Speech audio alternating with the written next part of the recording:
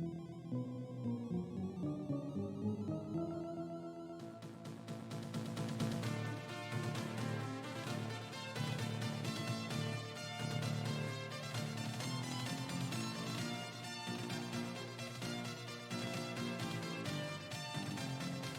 have found my treasure.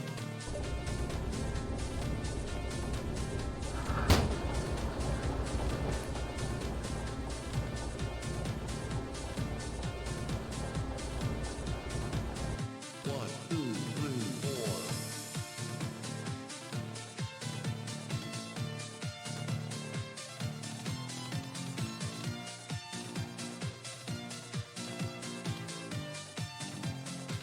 Eyes on my child.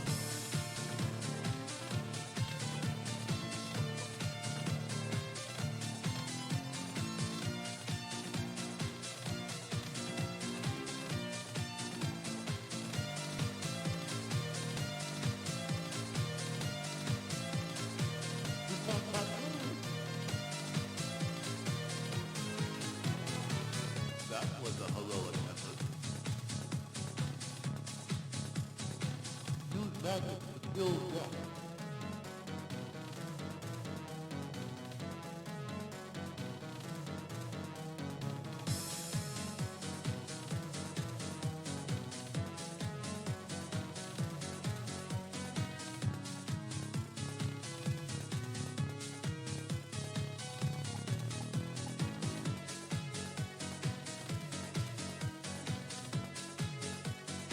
The pet has moved.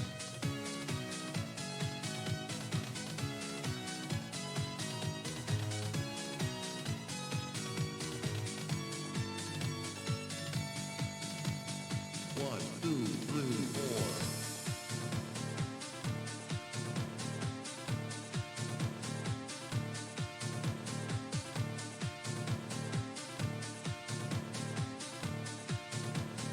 Try and find a way out.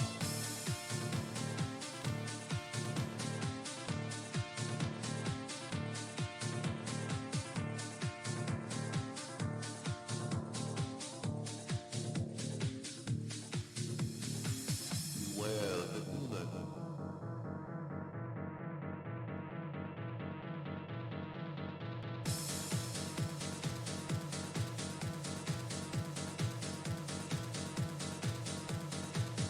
I've not seen such bravery. Let's see you get out of here.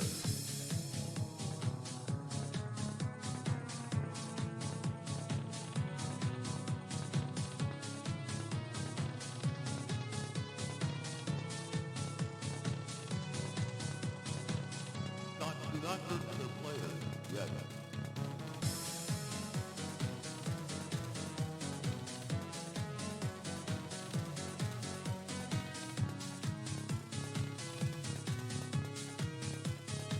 Stay potent for later use.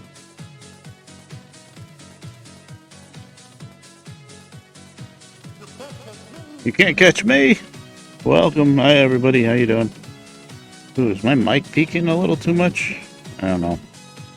Probably not. I usually talk kind of quiet anyway, so I'll stick with it. I just noticed it go red for a second.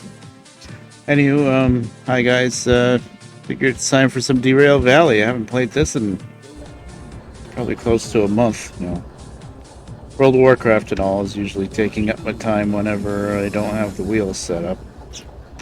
But I do want to get back to this too.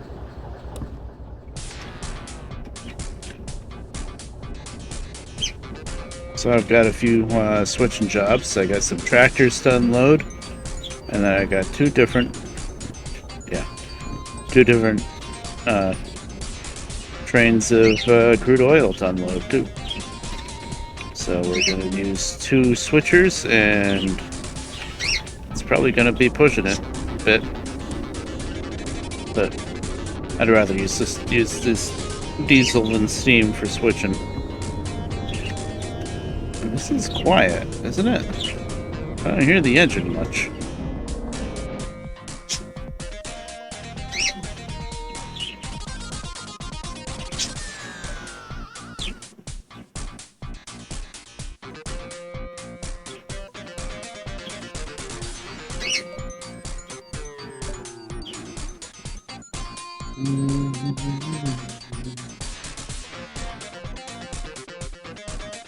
Yeah, I like that not being on.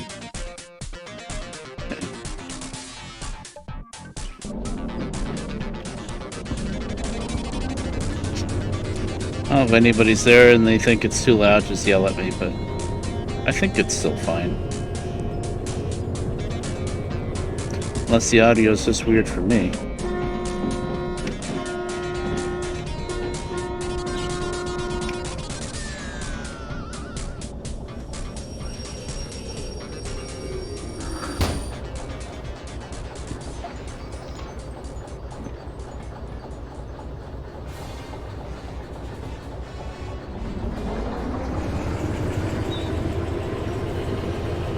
$855 tons, one of these unload jobs. That's a bit much for two switchers. Is usually one switcher is 400 tons, two switchers a day is 800. 855, I say 855 or 885, 855. Oh, that's not too bad. It'll be a bit of a struggle, but we'll be able to do it.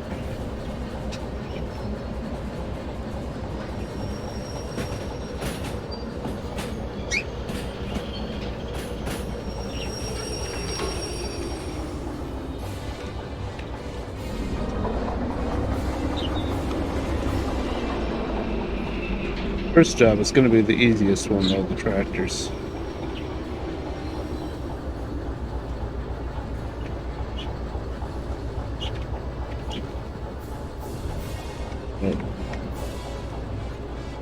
A little out of practice with this game.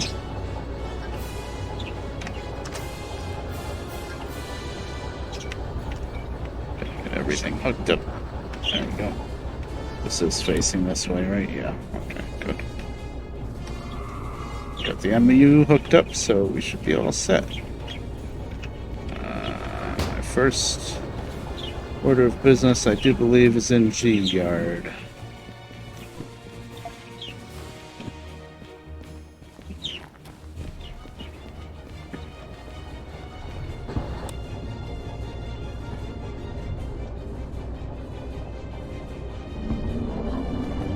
And the remote is powering that engine, the lead engine, so we're technically in reverse.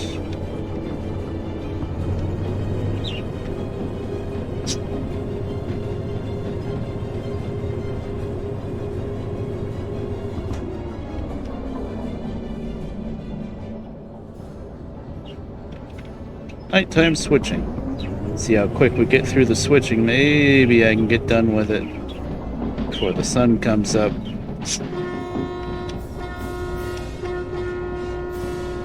Get the train that I'm going to actually head out of here with together. I think it's going to be Machine Factory. I'll look over the job cards again, but I was kind of making my mind up for that.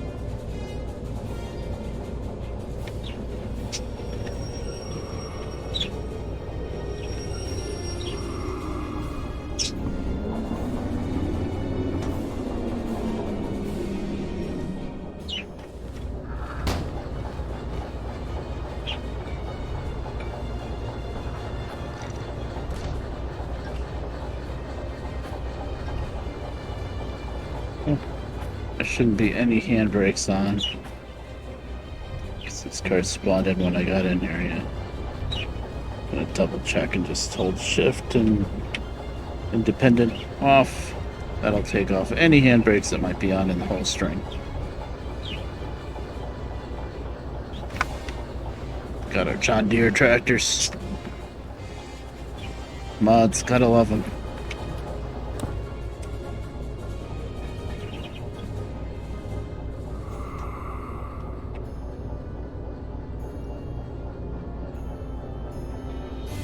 Alright.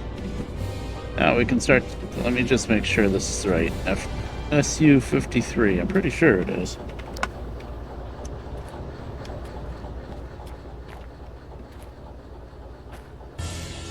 SU-53, yep. Oh, it's gonna be real quick. Yeah, 9 minutes. Just unload the whole string in one spot and then park the whole string in one spot, which means I don't have much time to goof around. Let's go start it. I guess Gold Lust is here. Let me know if something's too loud if anybody's there. I think the volume's okay. This song's a little loud.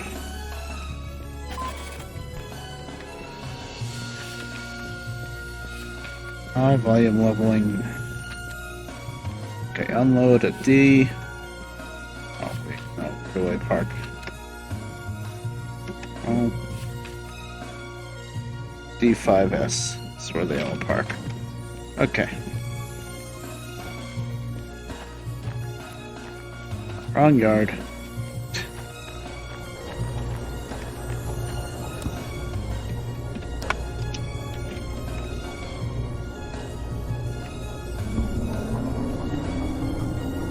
Just gonna look at the weight, but whatever, it is what it is. Moving. I think this is the lightest of the 3 switch jobs we're doing. Extractors usually don't weigh that much. It is a pretty long string though.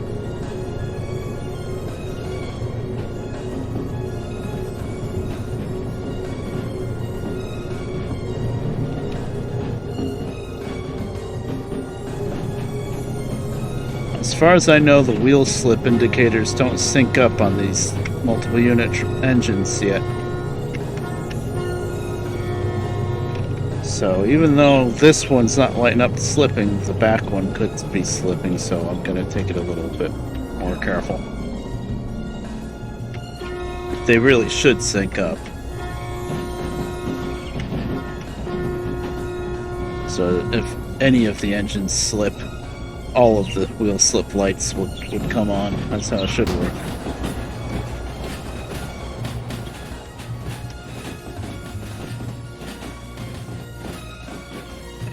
Battery, please. Now, sometimes with this day-night mod, I don't think we're at the crossing yet, but whatever. Sometimes it ignores the fact that it's dark, and the battery just stays full forever on this thing, on the remote. Other times, the battery dies pretty quick because it's like because there's no sun, which technically is how it should be, but I don't know. Usually,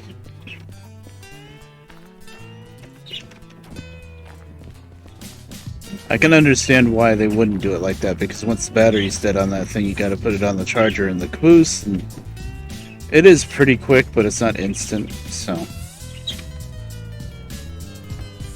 no, reverse.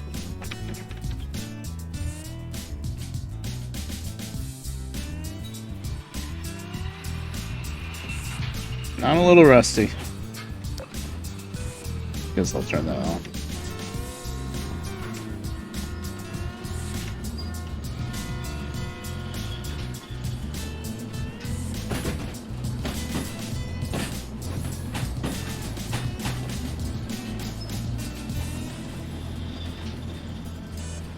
Is today Saturday? Yeah, people are probably busy doing things.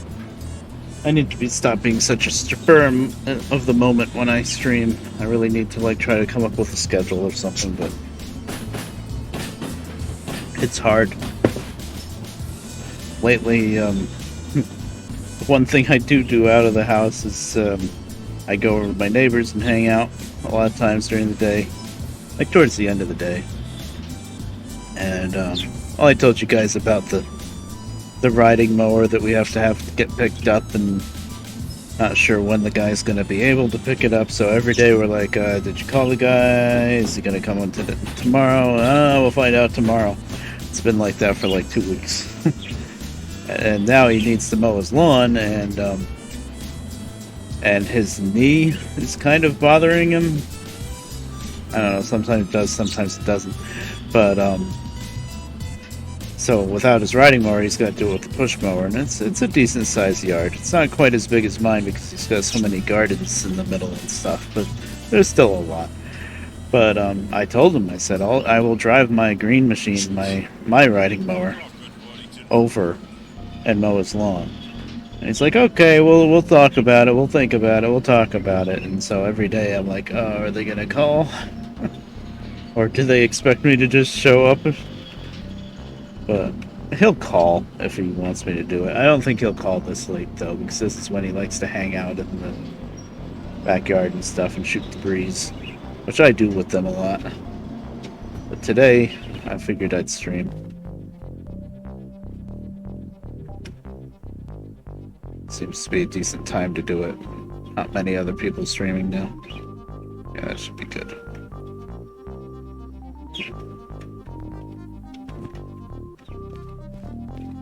But today's Saturday, so people might be busy. Okay, now this whole string is going to D5. Actually, I can just ride on the back of the train set then if the whole thing is going to the same place. I have a remote control, and it looks like the battery is staying charged. In fact, it charged up. It was a little bit low when I first whipped out the remote, and now it's fully charged, so yay.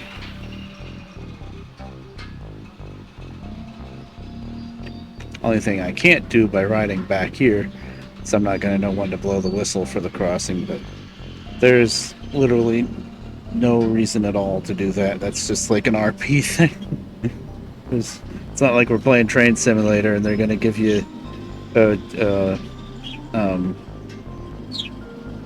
going to take away your points or something because you didn't blow the whistle.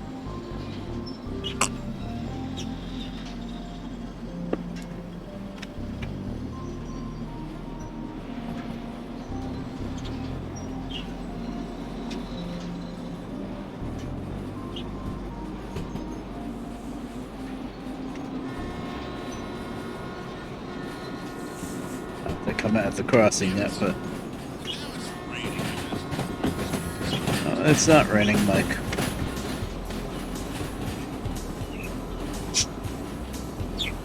Now, if you go over 30 on this curve here, this tight curve with the switch, you will derail, especially with these flat cars. So I'm pushing it a tiny bit here.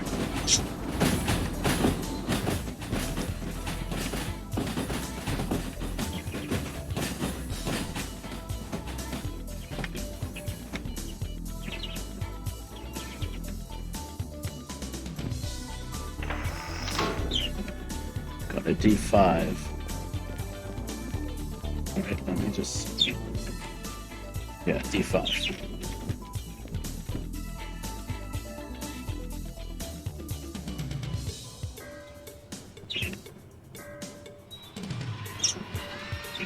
Oh, well, we get the speed bonus. It's pretty tight when you only have one move to make.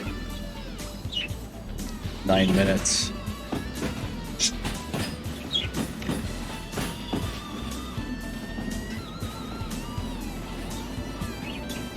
The remote helps a heck of a lot with switching on, let me tell you.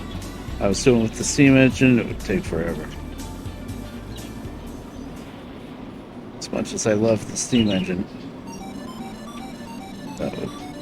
switching with it kind of sucks. I've done it, and I do it a lot actually, but whenever I have the option to use the diesels instead, I will.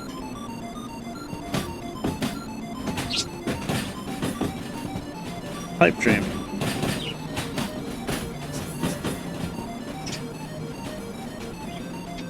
Oh, there are. Of course, there's a couple of flat cars I gotta slow down for. Can't just ram the string in here. Nope, we gotta hook up to a few. Do it just one freaking car, probably. Sigh.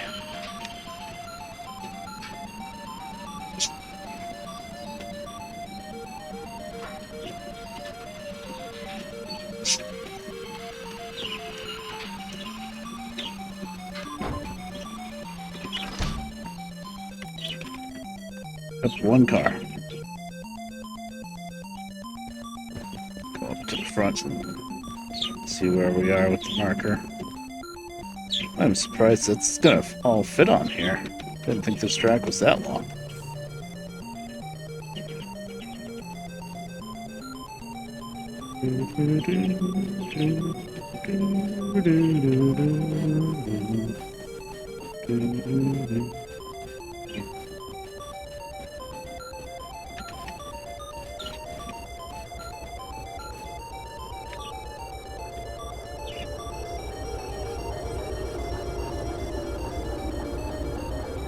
Just a little bit more.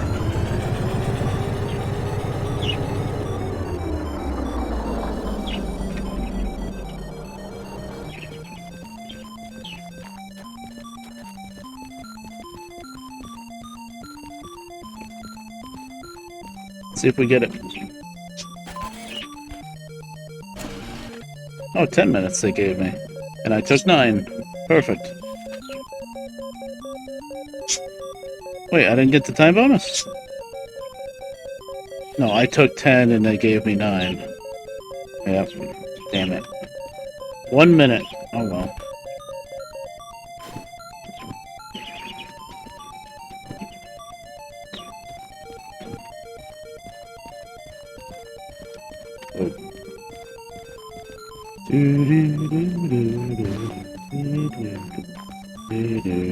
Okay, now we're looking for 2 different big long strings of oil tankers. Probably at least one of them is going to be in C yard, I would think.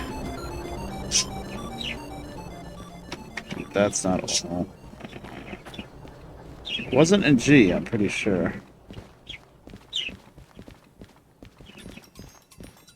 Sorry for the flashing when I'm hitting the teleport button, it just does that. That's the procedural sky mod, I think.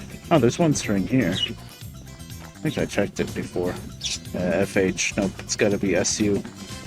Oh, it could be E yard. Of course.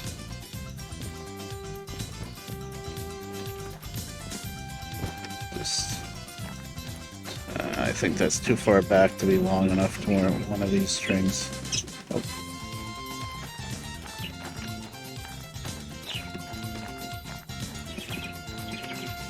Let's use 71. Yep, that's one of them.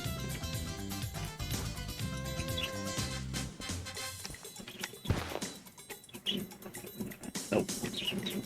The other one must be in C yard. Alright, well, SU-71 is here.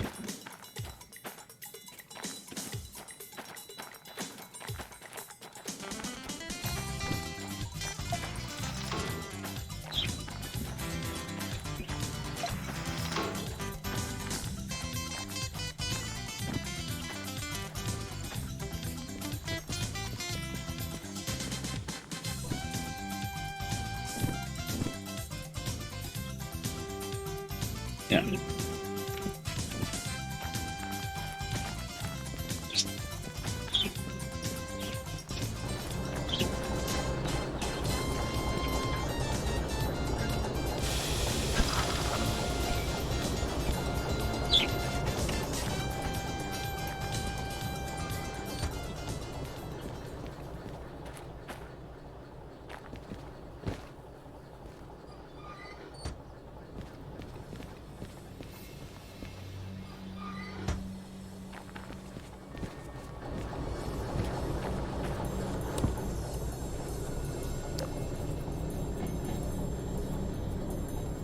Oh, that really bugs me. I'm going to turn off the lights on this one.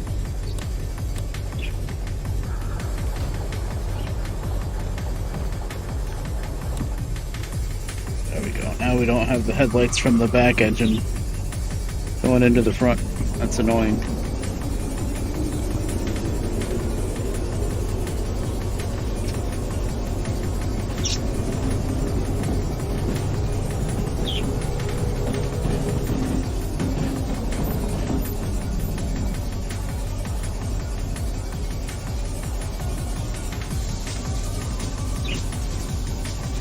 Could play the radio, actually. I don't have all the different tapes, so they're still on the steam engine. It's easier to just play my own music than to deal with that, I guess. When I'm on my own, I definitely use it all the time.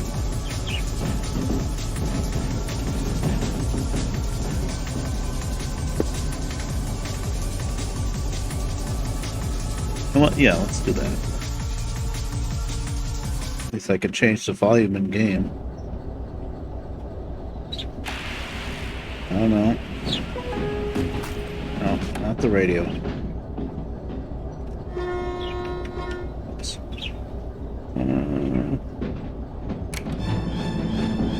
Final Fantasy VIII it is. This is song 2. Maybe the song 1. Oh. Playing with the radio.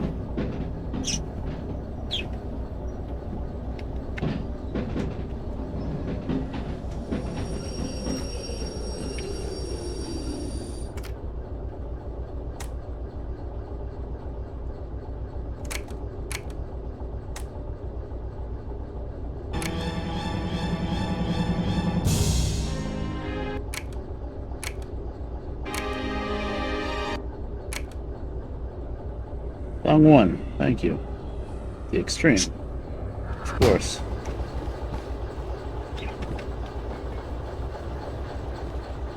Let's see, this is the thing. Now I want this one to have the lights on, not the other one. This would be solved if you could decide to lock the headlights in a certain direction. Let's see.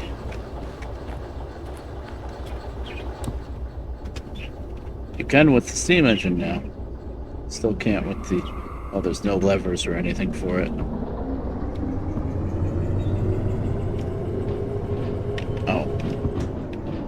I'm in this engine, but the radio's in the other one.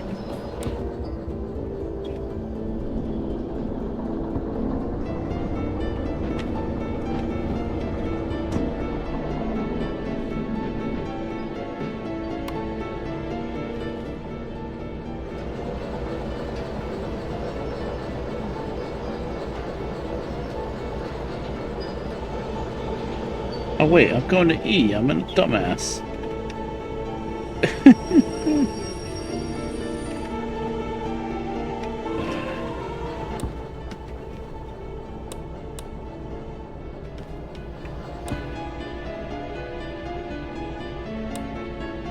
Hi there, Scissors.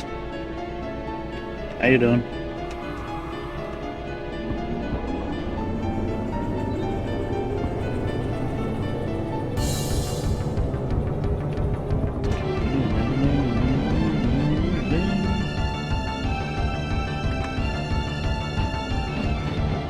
Trying to get used to playing this game again. I haven't played it in like a month. Doesn't take long to forget how to do this.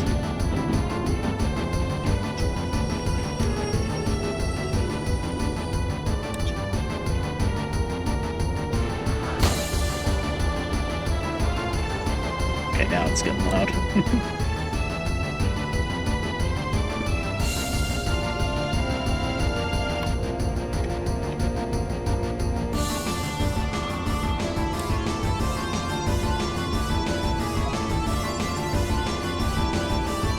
Oh, neat.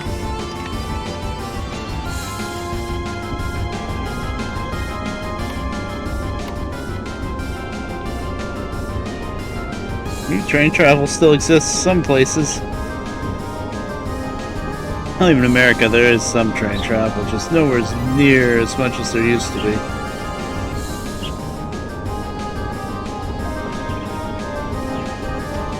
Like, where I am, the best way to get into New York City is by train.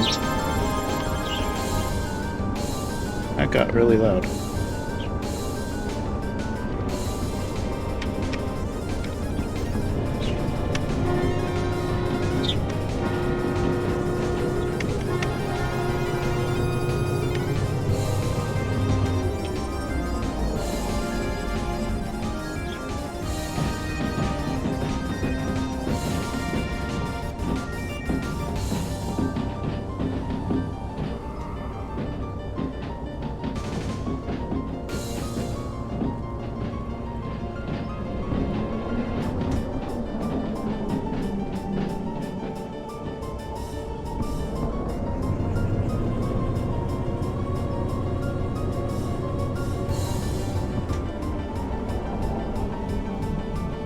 Oh, jeez, I know the feeling. I wouldn't know what to do either. Hell, any restaurant, I wouldn't really know what to do anymore. Especially fancy stuff, oh lord. I don't technically get the... I don't really get the appeal of that kind of thing.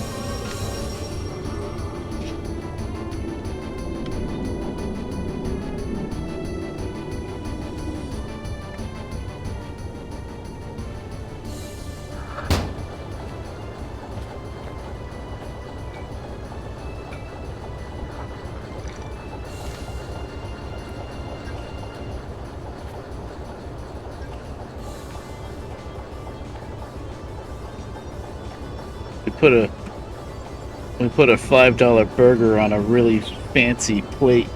Pay us $50. Kind of thing. Uh-huh.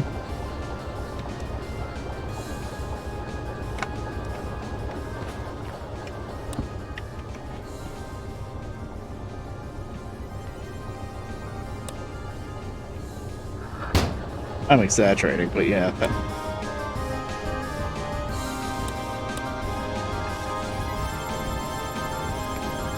Let's walk through the door.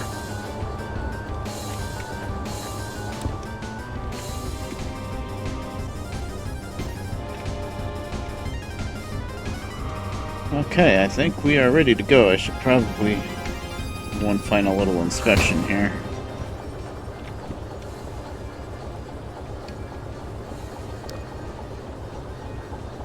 Let's do 71. I'm not going to count the cars or anything. Yep, SU-71. Get the radio, we just gotta go run in and turn the quest in now. Quest. The job. Listen, I've been playing World of Warcraft a lot, okay?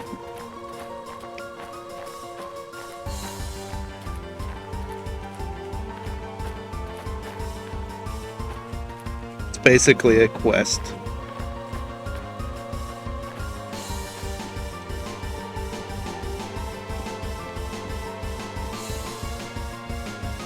Listen, we can't be without music.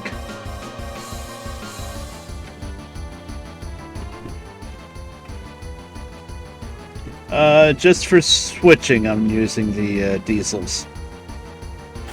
I'll put... got a couple of switch jobs to do. Yeah, it's gonna unload and see. Oh, multiple stops. Let's see. Oh, yeah, we'll figure it out after that. Got a couple of sets of oil tankers to unload. And after I do that, then I'll put a train together for leaving the harbor, then I'll switch to steam.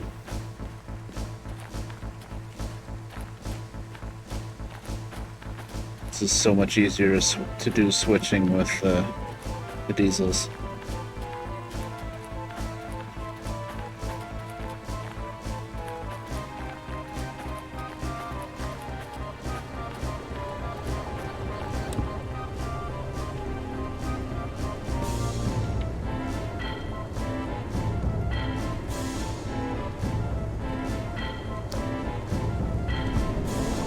How much time do I have for this one?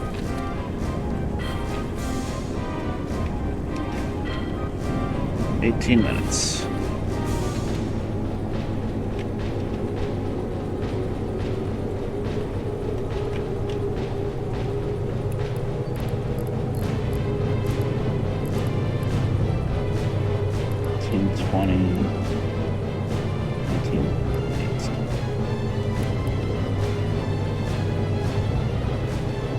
I didn't order the wheelie yet. I'm going to soon, I'm pretty sure. I've been kind of flip-flopping about it in my head, but there's no reason not to, really. I want that shifter and the clutch pedal. I'm gonna have to remember how to drive a stick.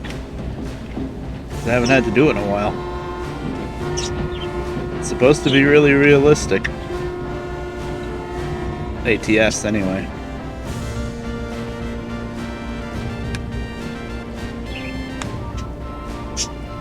I'm slightly worried about it all fitting on the desk too, because I have so little space, but supposedly the dimensions are 10 inches by 10 inches by 10 inches, so if that's correct, then it's going to be a bit narrower than my wheel that I'm using now.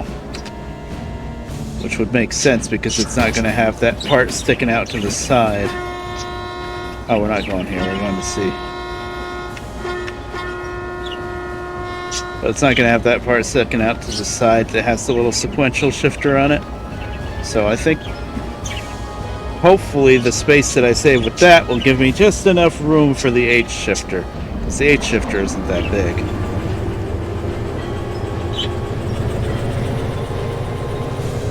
I might have to modify something with the desk or the wood platform that's on the left side of the wheel to make it all fit. But I think I can figure it out. I don't think it's ever going to get any cheaper, that G29. It's, what was the price? Like $235 for the wheel, and then another $50 for the shifter. Right. Yeah, I don't know. I've never driven a truck IRL, yeah, but this is for C, right? Oh no, that's the shop. What am I doing? Being an idiot. That's what I'm doing. But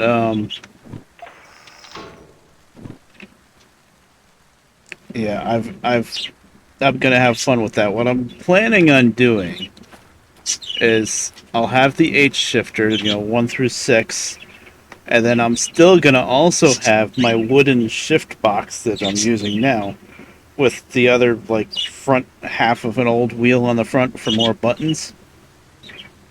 And I think that hopefully I'll be able to do 1 through 6, and then use the other shifter to split it to 7 through 12. If the other shifter can just the splitter like split high, split low, I'm not sure how that's gonna work. But hopefully I can just go up again with the wooden one, and then that would be 13 through 18. Hopefully. I don't know. It's gonna be tricky. Oh, I forgot to get the radio. Sorry. I'm out of practice with this. I used to always carry the radio around with me.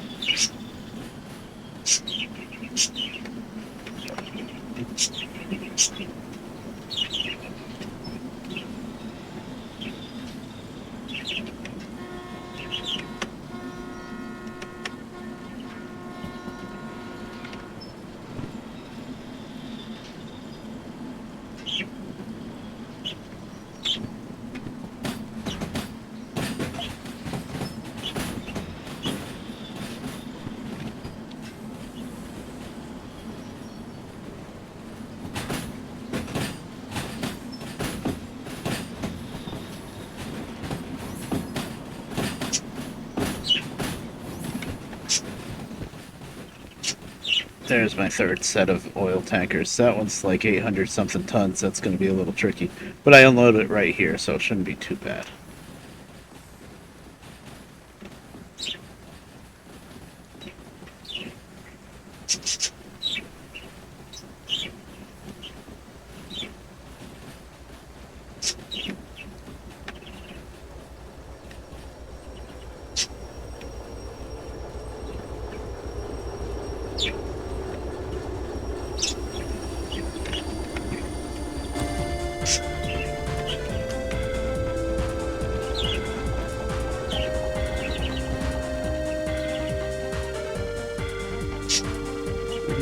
Man with machine gun, yes.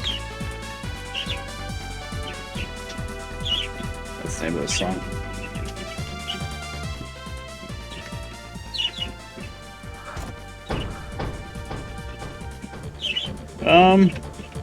A few times, but I did. That's rail fanning, train spotting, same thing. I did that a lot when I was still in high school. The one local railroad that we have, the little short line, and I used to hang out.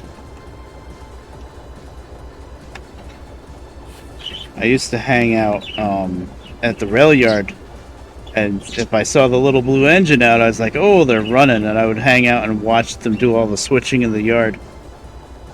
And eventually, 9, 7, 6, 20. Okay, so that goes to C1. There's 4 cars. The rest goes to, okay, C, we're 4 cars. Sorry, I had to. 1, 2, 3, 9, 8, 7.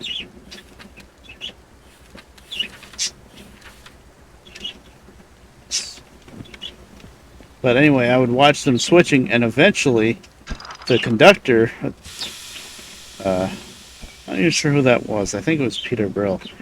But he saw me watching all the time, and he said, "Hey, kids, come over here." And he let me get a little closer to watch, and then he'd say, "Hey, you want to ride?" And I'd get up in the engine with them, and they'd give me a ride, which was always awesome, you know. C1. What am I doing?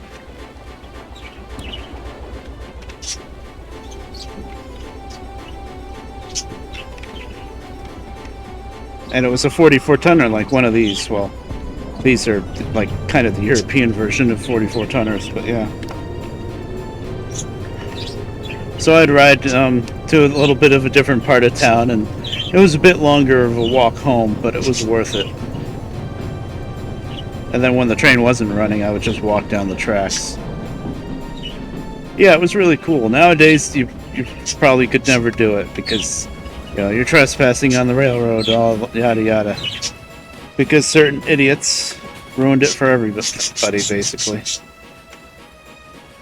There was a bum who got into a fight with another bum, we think, on one of the little bridges over one of the roads, and said bum fell off the bridge and died, and the railroad almost got shut down for that one. No, it wasn't our fault. And now there's no. That was when I was working there. So this same railroad, this little short line, M&NJ, is the one that I was watching. They would let me ride and stuff like that. And then years later, they had an open house, and I've always been, you know, kind of nervous and shy and whatnot, whatever you want to call it. So I showed up pretty late when most of the open house stuff was already over. But I was talking to the Herald guy, and he remembered me from when I used to hang out at the yard and ride in the train and stuff. Harold's the engineer of the little 44 tonner, and he said, "Well, hey, you want a job?" I'm like, "Sure. So what do you got?" And just like that, I was hired. You know, didn't like look into my background or anything. He's just like, "Well, can you do this?" "Yeah, sure." And most of what I did when I was working there was not really train stuff as much as, like, you know, repairing things at the railroad station. Well, there was train stuff too, but I don't think most of the stuff like switching out cars and whatnot, I didn't really get paid for that. Did I unhook the cars? No, I didn't. See, I'm too busy yakking. Thought I did. But anyway, yeah, and I worked there for like a year until I got laid off because the company had no money. But it was fun. I didn't really rail fan much after that. I used to, even after I got laid off for a while, I would still go there and hang out with them, kind of thing, just because, you know, they were good friends too. So I'd hang out and let's see what they were up to, and I'd end up helping them out a bit, even though I wasn't even hired anymore. But, you know, I didn't have anything better to do.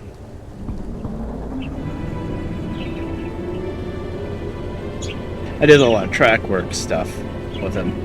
That I got paid for. But for like all of the brakeman duties, that was kind of like training for me. Like I was a conductor trainee, I should say, a trainer. And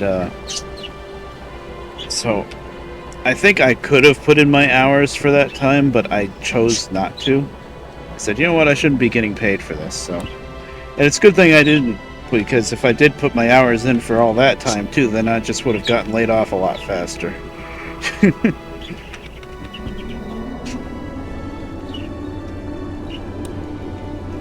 The people that were running the railroad at the time was this like waste management company, and they had no idea at all about running a railroad. They didn't know anything about railroad operations. They just wanted to run garbage trains, and which was just shot down immediately. They're like, yeah, we'll just bring all these garbage trains up to Middletown, New York, and then Middletown, New York was like, no, you won't. Nope.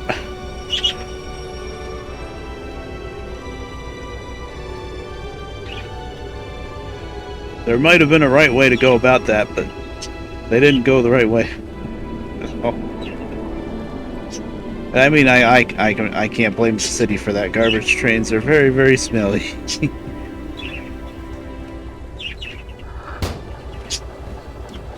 And they bought this whole big long string of empty flat cars. They didn't have much money anyway, but they spent like, I don't know, millions on these flat cars. I think like $2 million. I mean, long enough string of flat cars that stretched from the center of town out. Did they go out to Slate Hill? Not quite Slate Hill. Probably like maybe 4 miles. No, not even. Probably like 2 miles. Long string of flat cars. Like, they thought they were gonna run these great big trains. And I'm like, you know, this entire railroad is about 7 miles long. You know that, right? Where do you think you're going? Actually, technically, at the time, the railroad was 14 miles long, but the southern 7 miles hadn't been used since like the 80s. And even back then, all they did was park a whole bunch of empty boxcars on it. So one of the annoying cost-saving things they did before they finally sold the railroad, because they just realized it wasn't going to work out, is they scrapped the southern 7 miles of track. Which, I mean, as for rail fans, as bad as that was, it was understandable, because this track wasn't used for a very long time, and it's still, the last 7 miles just dead-ended in a town called Unionville, New York, which is such a small town it didn't even have a traffic light. So it's not like there was any industry or something that would ever be able to ship to down there anyway. But still, once you lose track, you can never put it back in. So they just scrapped it so that they could try to make some of their money back. I doubt they made much on that, because it was very old rail. A lot of the rail was like 60 or 70 pound rail, which is pretty light. A lot of that rail dated back to the 1860s.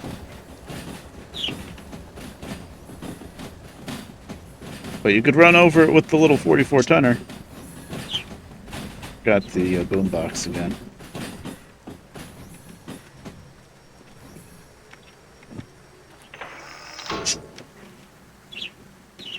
Are we going with the rest of this?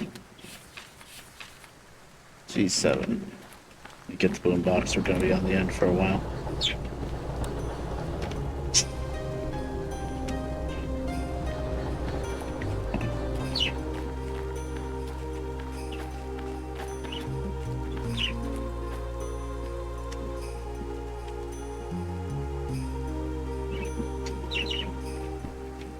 once you take rail, you have to do like, I don't know how much it would cost to do all like studies and stuff if you wanted to put it back in. And all the communities would be like, no, we can't have trains here. Okay. So, kind of sucked that we lost that, but it wasn't getting used and it was very lightweight rail, so.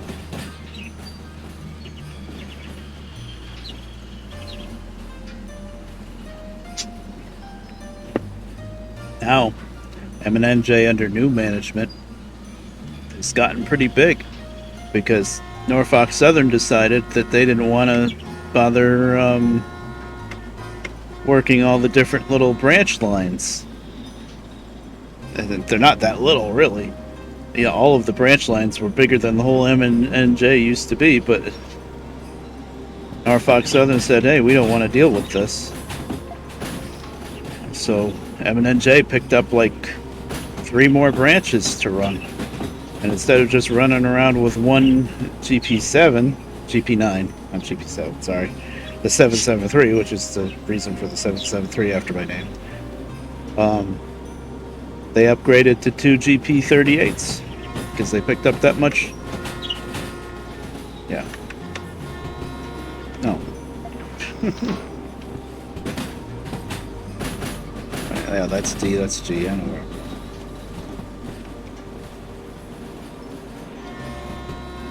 So yeah, they're pretty busy now actually, M&NJ. 7, that's all the way right. Be sure.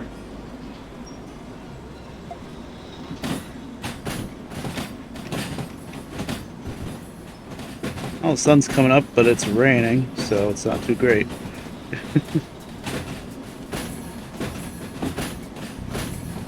I like these mods with this game, and my computer's handling it pretty well. I mean, I'm using a lot of RAM.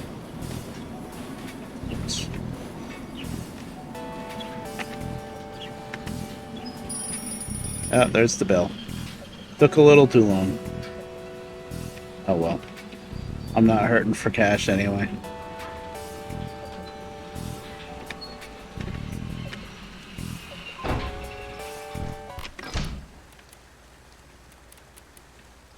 Did we lose the radio?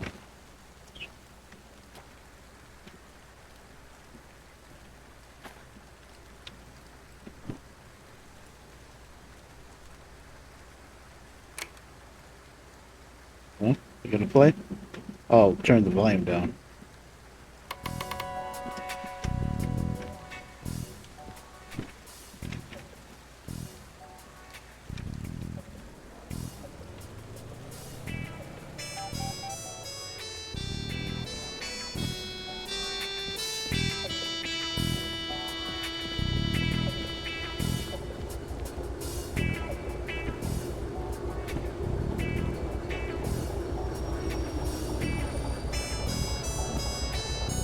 Maybe I set the watch a little fast. Let's find out.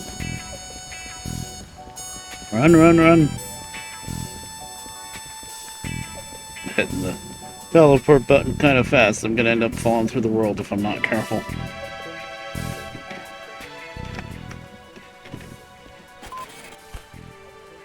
Nope. Took me 21 minutes. Nope, nope, nope. Oh well. Like I said, I'm not hurting much for money. I got 368,000. Trying to get to 400,000 and then I can buy Military 3. That's the only license I'm missing except for the DE6, the big diesel. Which I really don't care if I ever get. Well, I'm not. I won't say that. I should get the DE6 eventually. I could get it now. The DE6 is 200,000. Because sometimes there is a train that's just too heavy for the steam engine. The steam engine can handle. I'm running over to C and making sure that's the string of cars that I want before I run the engines over. But the steam engine can handle 1,000 tons on flat track. Derail Valley does not have much flat track. There's a lot of hills, especially coming out of a harbor here. So If you're dealing with hills, you're probably not going to get much, going to be able to handle much more than like 800 tons, and 800 tons is really pushing it. Like when I try to get out of the coal mine with 800 tons, I've done it. But I have to like back all the way around the loop in the coal mine and then really get my speed up and really get that firebox as hot as you can get it on the steam engine, and then you can just barely make it up there. 64. Is that it? Yep. Hello, welcome back. I'm just musing. But yeah. So if I want to haul like over 1,000 tons, especially if I'm dealing with hills, I really would need the DE6 to be big diesel. So it's really good for the military. You can make a really big run from here to military base. I've done that before with 2 big diesels. Hook them up back to back. Where did we park? G-Yard.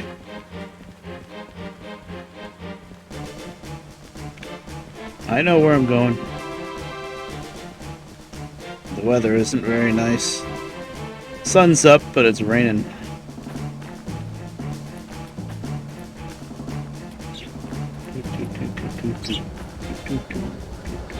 I gotta unhook still, right? Yeah.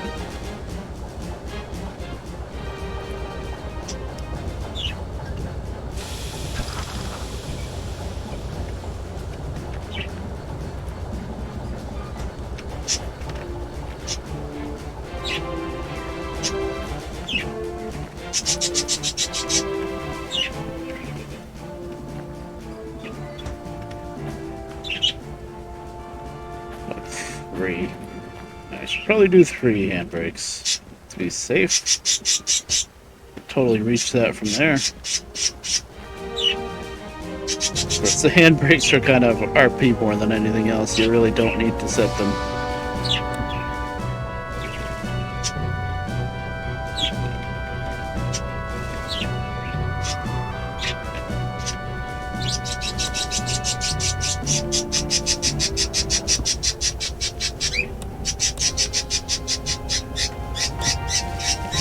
Oh my god, those freaking birds. The lights are on and I'm talking, so they're talking. So annoying. Love to move them downstairs someday. No, they're too messy. I'm like, well, it's not my fault. They're not my birds. Just checking my phone, make sure nobody called. I got the ringer up, I should know. No. Okay.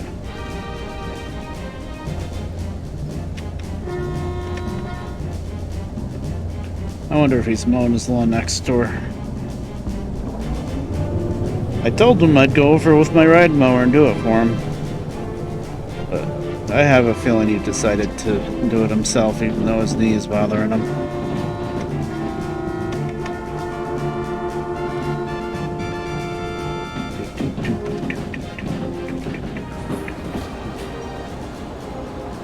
I guess people are busy today, Saturday and all.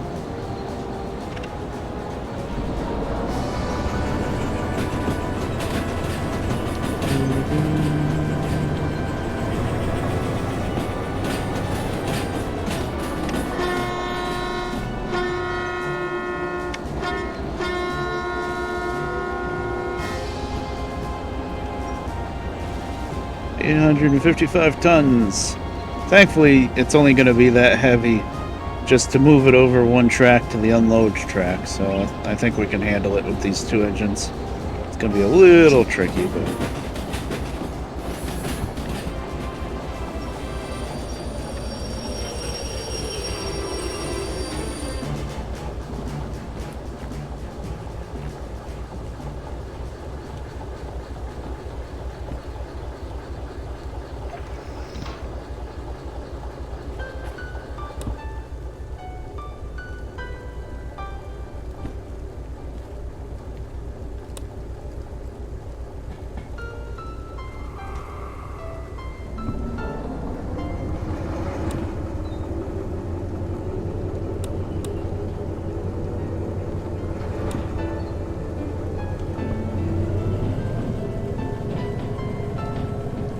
installed a mod that came out not too long ago for this game that lets you toggle the leans buttons, the lean left and lean right. So instead of having to hold the button all the time, you can just tap it once and it stays. It's a little bit finicky though. Sometimes it works and sometimes it doesn't. Like there, I just tapped it once and now I'm not holding the button, which really comes in handy, especially with the Steam engine. Oh, this.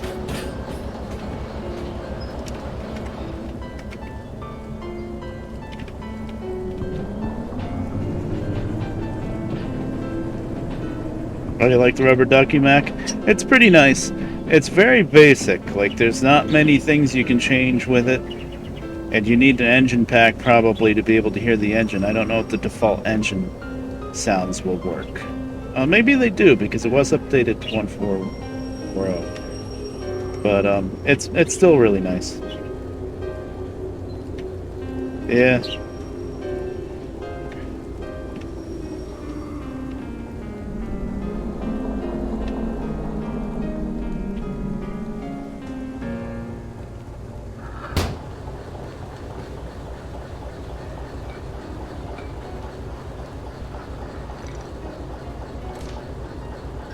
This map, there's going to be a big update coming out, but not for a while.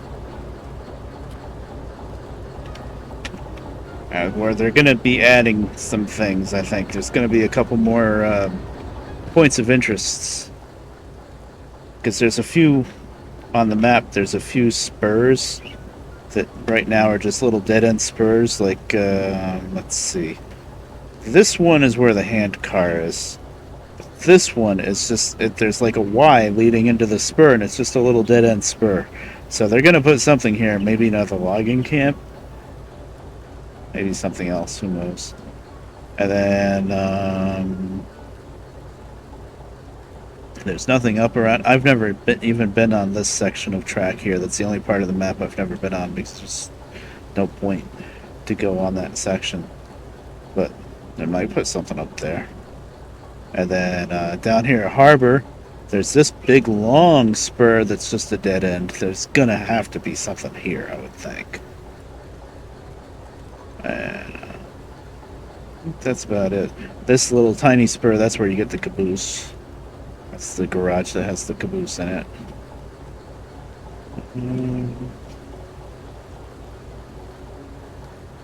That's about it I can think of. But they're definitely not even a guess anymore. It's been confirmed. They're definitely adding another steam engine eventually. It's going to be a while, but it's in the plans. It's in the works.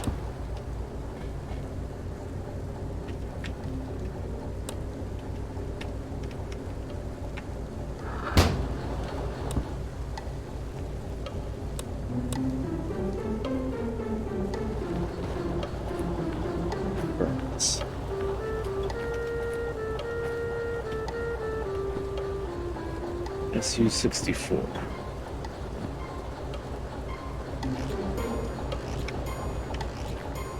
My brain today is being a little SU-64. Yeah, SU-64. I just did it too quick, you see.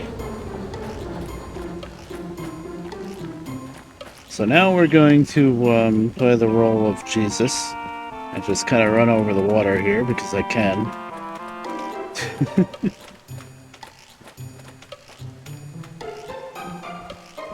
Pitter patter. I love that that they added like the water footsteps for when you run on the water. That was a nice little touch.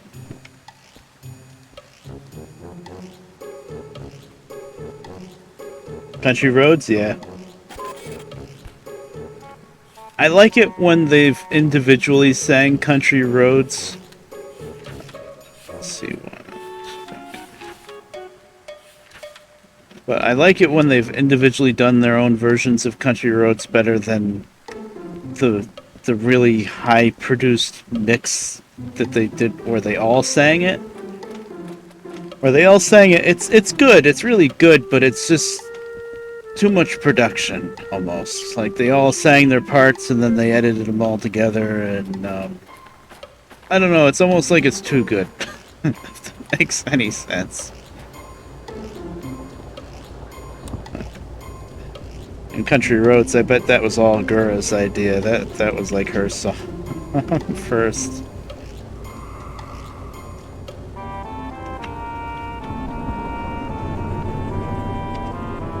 They've put out a lot of good music, though. When I first started getting into those VTubers, I didn't realize how talented they were just with singing too and making music. Especially, well, Callie, she's the biggest one. She's a rapper, but she also does regular singing and she makes her own music and everything. She could just be a musician on her own without anything else if she wanted to. Yeah. Well,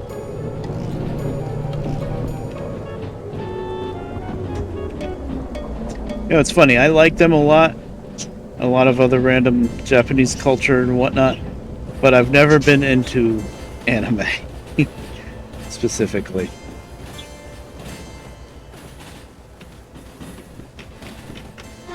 Mostly because I'm a stubborn American and I don't like watching things where people are speaking another language and it's dubbed in English. That irks me. And then a lot of times it's not even dubbed, there's just subtitles you have to read. And I don't know. I was never a big fan of that.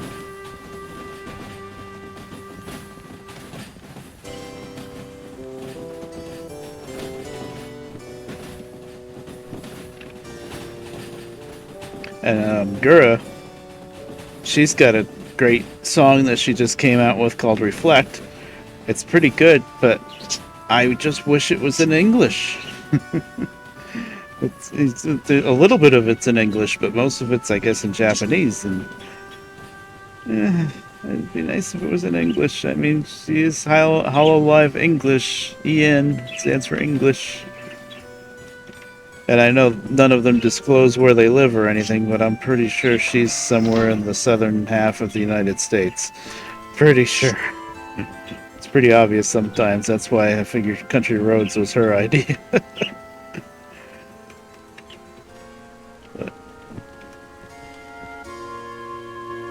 sometimes their Americanness can squeak through Gura and Amelia. They're the ones that I'm pretty sure are in America. The other ones probably, well, maybe Ina, actually. A good hint to that was Ina and Kiara did a collab. And Kiara asked Ina what her favorite cheese was. And Ina said Swiss. Now, here in America, if you go to like the deli or whatever, you just order Swiss cheese. It's really American Swiss cheese is what it really is. But it's just like a generic cheese. I don't like Swiss a whole lot because it's too cheesy. If that makes any sense. And it's too sharp, maybe it's the right word. I'm not too crazy about Swiss. But anyway, Kiara being from, Europe, she's like, what kind of Swiss cheese? Because most cheeses, especially in Europe, come from Switzerland. So somebody saying they like Swiss cheese just doesn't make any sense at all to her. It was pretty funny. She's like, just Swiss. So she's like, what? There's like thousands.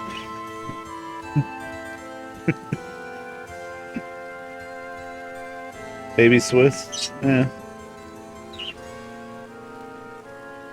I think my favorite, see, with like regular sliced deli Swiss cheese, deli cheese, I mean, I like it, but on its own. I don't like to put it on sandwiches so much.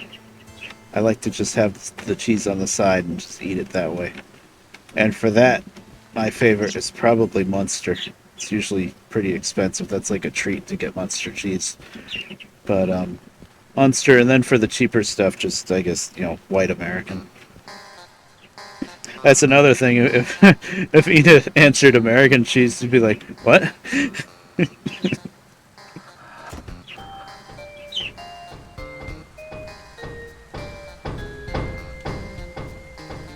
Oh, Rolf Sauce, how you doing? Um, oh, I didn't realize you were the one that said Baby Swiss and said scissors. Same color, you see. Just glanced. Platform? You mean the remote? Or this platform that I'm standing on?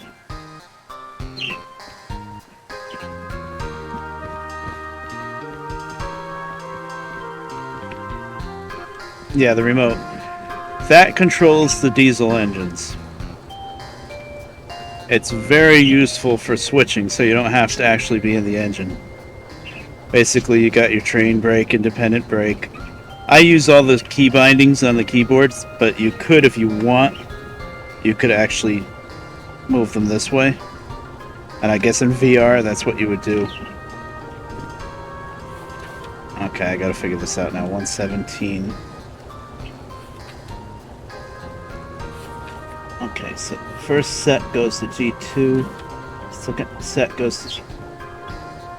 So the back 6, 12, 10 cars needs to go to C1S. Okay, that's what we'll do first. Oh, you play VR? Cool. I'd love to try VR someday just for this freaking game. Like, I don't even know if I would want to do it like an American Truck Sim VR. Although I think I could probably get used to it, but this game would be amazing in VR, I'm sure. But I've priced out VR a couple of times, and it's like, yeah, that's not happening anytime soon. I'm not gonna spend like... I want to think about how much I'm gonna spend just so that I can, you know, play one game. Well, there's a lot of other VR games you can get into too, but still. Very long time. Long-term goal. So yeah, in VR you would probably use your hands and like this little dial here, you can choose which car. Like -1 is the first engine, and then that would be the second engine, and then all the way down you could select a car and break it, uncouple or couple. I usually don't really use that too much because I get confused what car's what, but yeah, there's a lot you can do with the remote. The remote's really a life changer. Oops, I didn't blow the whistle before the crossing. That's okay.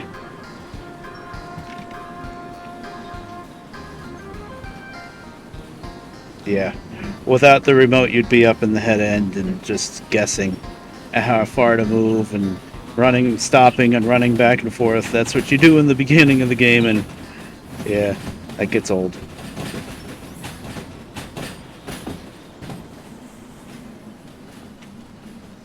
Once I'm done switching, though, I'm going to switch to the steam engine.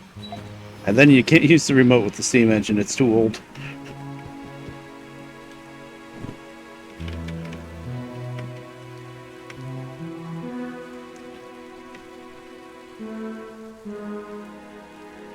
Oh, that's cool. You can, and then you can test out VR and see what it's like and see if you like it or not. Because some people just get dizzy and can't stand it, almost get sick from it. And other people just love it. Yeah. Steam engine's fun. It's a lot more work to run a steam engine, but it is a lot of fun too.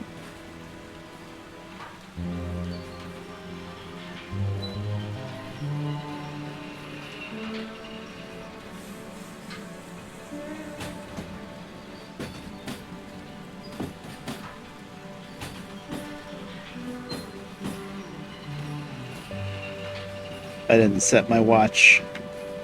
Probably not going to make the time anyway. I'm too busy chit-chatting. I'm not too worried about the time limit.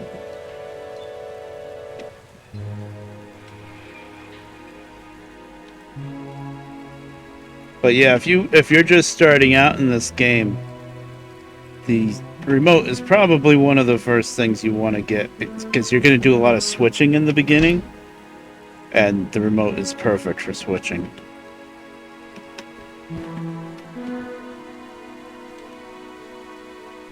Now I know I want to go back 10 cars.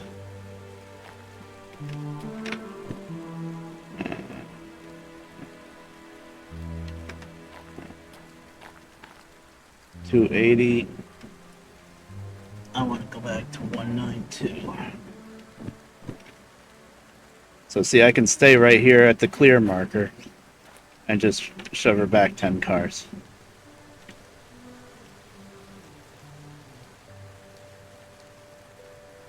What number am I looking for? 092, right? Sorry, I'm blind. 092.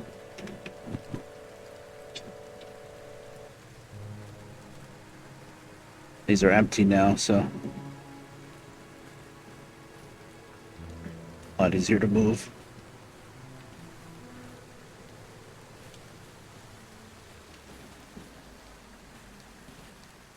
This track is very long, so I'm not worried about running out of space.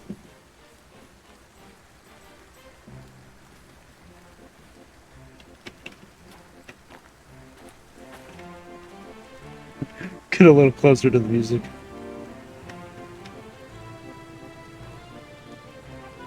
I love this boom box that they added not too long ago.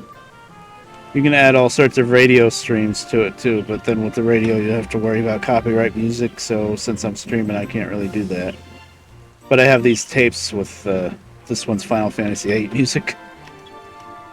Why are we stopping? Thought this would roll a little bit better. This must be slightly uphill. I did. I hooked up the air. Oh, did I set... I set the handbrakes. I'm shoving the handbrakes. Yep. I set the handbrake when I parked these 4 or 5 cars. Crap.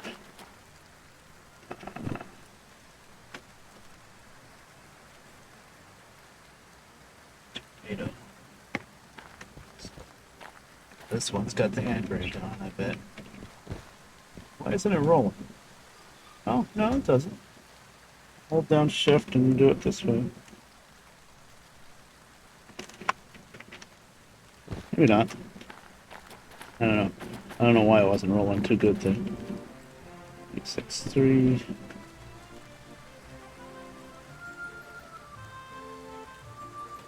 Yeah. 092. Did I go back too far?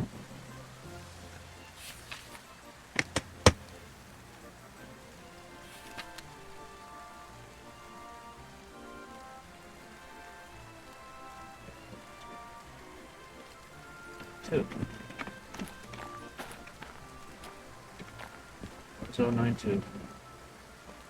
That's 892. Am I still too blind? 892. Okay, I'm blind. That white car.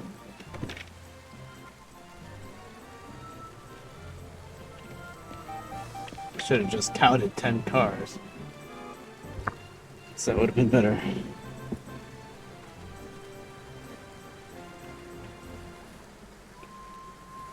And you heard that little beep for a second. The remote lets you know when you're slipping the wheels, which is good.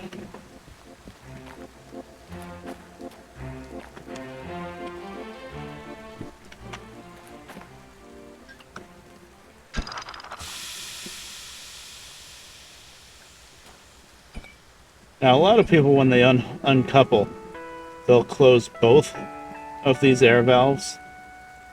You don't really want to do that, because when you do that, you're bottling the air, which means these cars that you're parking can still free roll.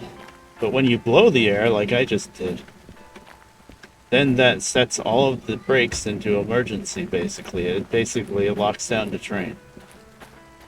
That's really the way to do it. Actually, the railroad that I worked on, the little short line, if you bottled the air, you would be out of a job, because that is very against the rules. Because it's unsafe.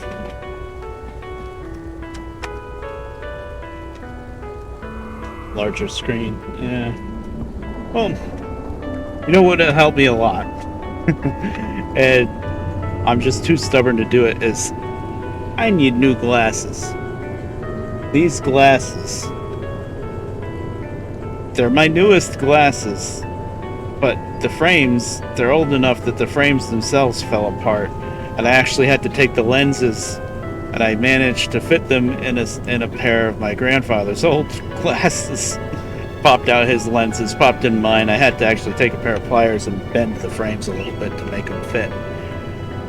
But these lenses are probably from,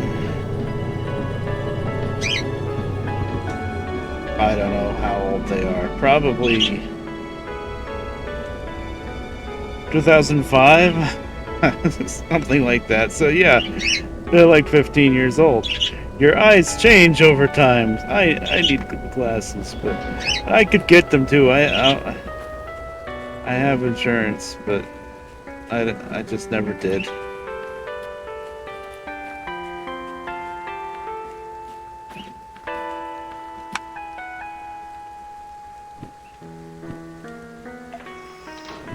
Maybe I should stop the train.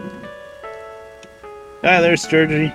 Yeah, I know. I don't announce it soon enough or anything. I'm bad like that. I need to come up with a schedule and stuff.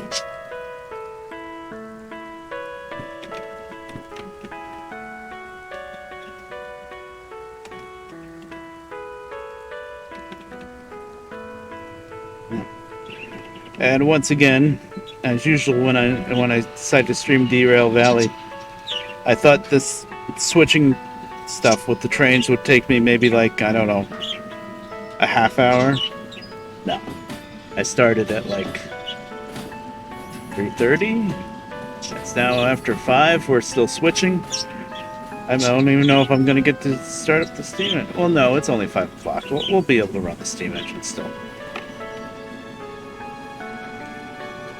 Switching takes a while. But I like it. It's good money. The smaller switching jobs I'm not bothering doing. Those aren't worth it. But these big ones are.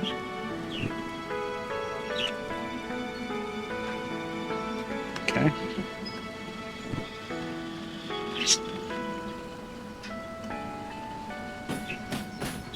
For as much as I like trains, before I discovered Derail Valley, I didn't really play much train games.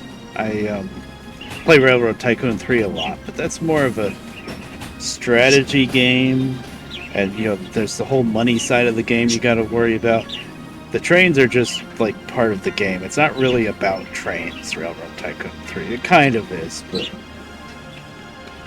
it's more about all the logistics of it and running the business. It's about Tycoon. It's a Tycoon game.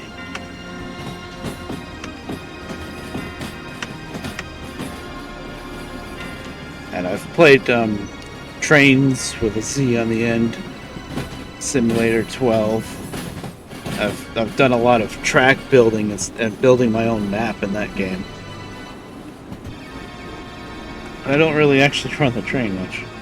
Oh god, what track are we going to? G2. That's the other way.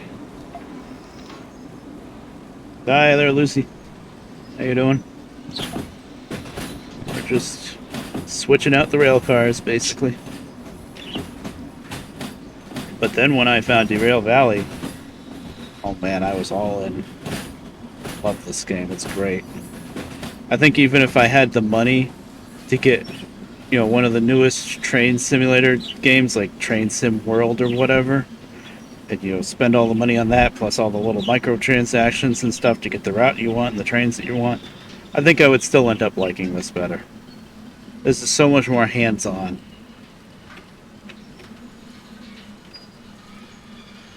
With the train simulator games, most of the trains are like pretty modern, and you're just basically in the cab and working a few buttons. Basically, it's kind of like working a computer almost, which is because that's what modern trains are like. Really, that's interesting. That just disappears. Oh, we ran out of the tape, and I don't have the other tapes with me. They're in the steam engine. I'll have to play my music as well. Just after I park this.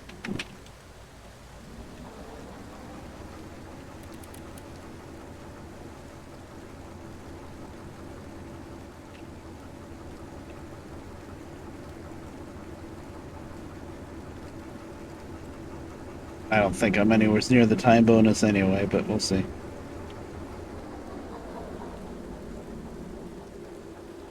See an add-on, yeah.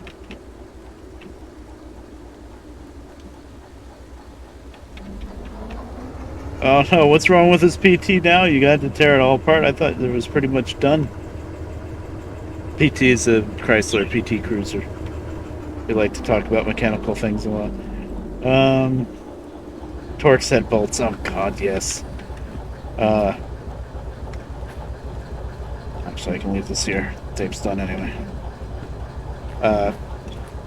Mom's PT. I want to replace the stupid.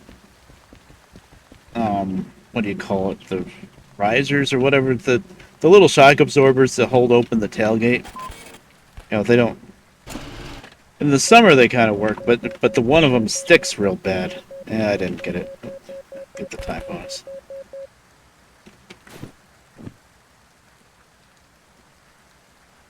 I should, yeah. I gotta get back into streaming more. It's just life and motivation. It's the thing. It still needs a water pump, so you gotta tear apart. The water pump's tied in with the. Let me play music. Water pump's tied in with the timing belt.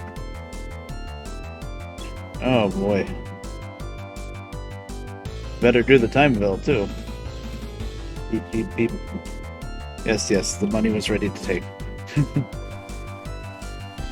Okay, I think, yeah, that was all the switching stuff that I wanted to do. Water pump, timing belt, pulleys, power steering pump too. Oh, jeez, hoses, mounts.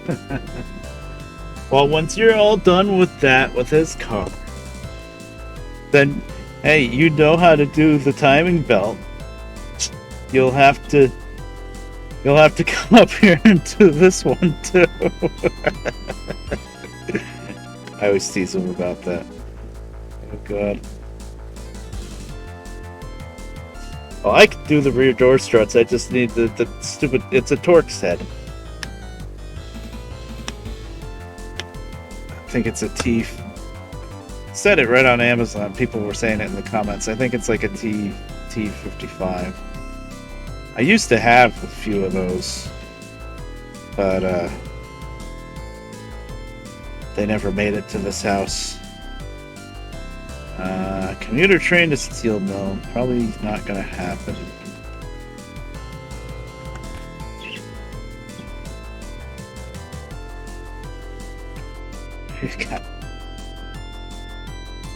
I don't know what you're gonna say. I will be right back though. Hold on.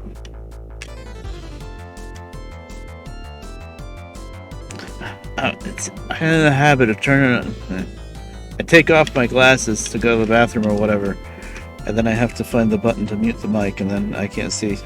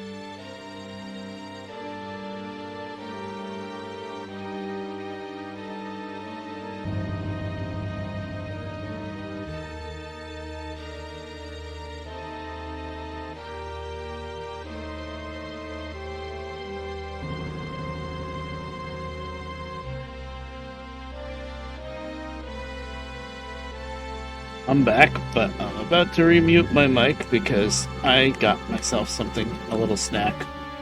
Little, I don't know if you can see this, it's called a fatty. It's a meat stick, a smoked meat stick. Sweetwood Smokehouse, original. My sister, for my birthday,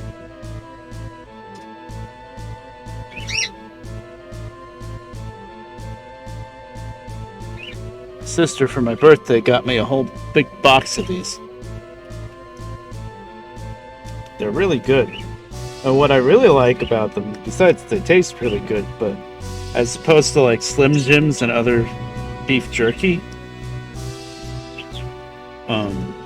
they're not hard. They're actually pretty soft. That's good because my teeth aren't that great. I don't have as many teeth. So the jerky is a lot harder to eat. It's really good jerky, but it's a lot harder to eat. When was my birthday? It was July 12th. I think I said it in the Discord. I might not have. I don't care about my birthday much at all. I usually don't mention it or anything. Oh, wow, okay. Cool. I'm July 12th, and my sister is 3 years older, but she's born July 17th. And then I have a bunch of friends that we would play D&D with, and then we did all sorts of stuff together. And we're all July babies. All July. Oh, June. Okay. Anywho, I will mute my mic for a minute.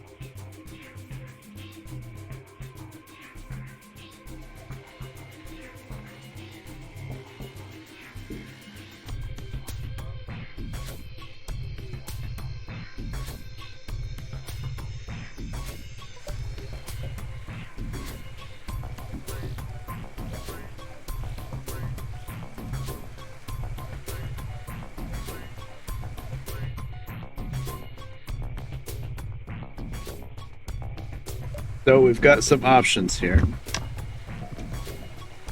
What I'm thinking about doing is we've got all of this stuff going to Machine Factory.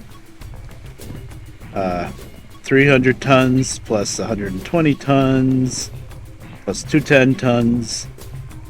Wait, hazmat 3. Yeah, I can do all this now.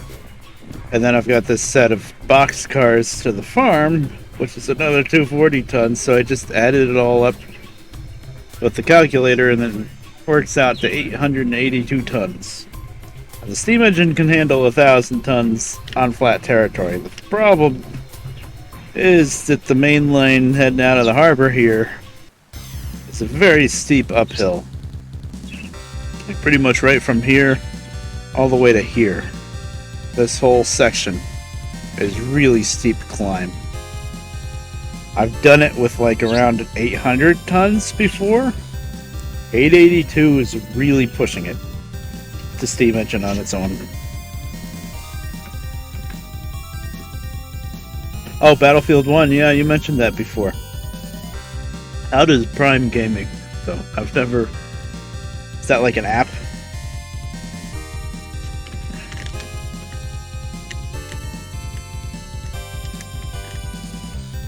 Because I get...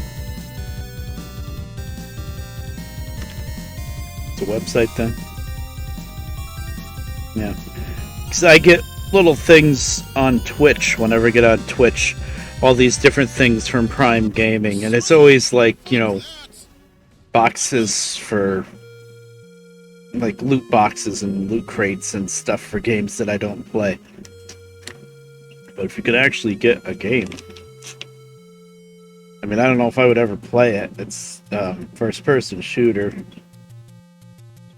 I'm god-awful at shooters. I've gotten like halfway through Half-Life with Half-Life 2. Okay, muting me for a little bit.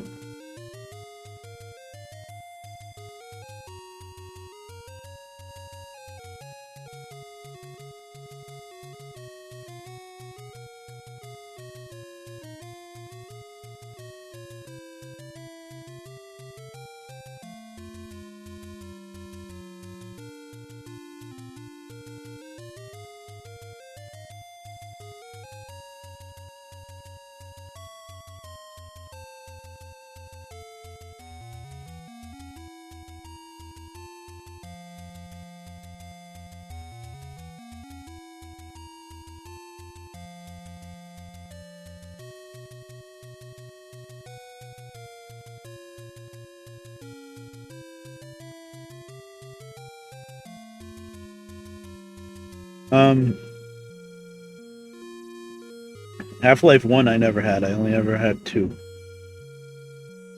I'm excited for the upcoming farming sim. Oh, American map, huh? Not really. The only farming sim game I have still is Farming Sim 15.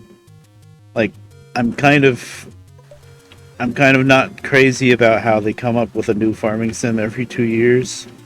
It's a little bit seems like milking the system, but they do add a lot each time too. Yeah, there's a 15, 17, 19, and I guess this one's going to be what, 21?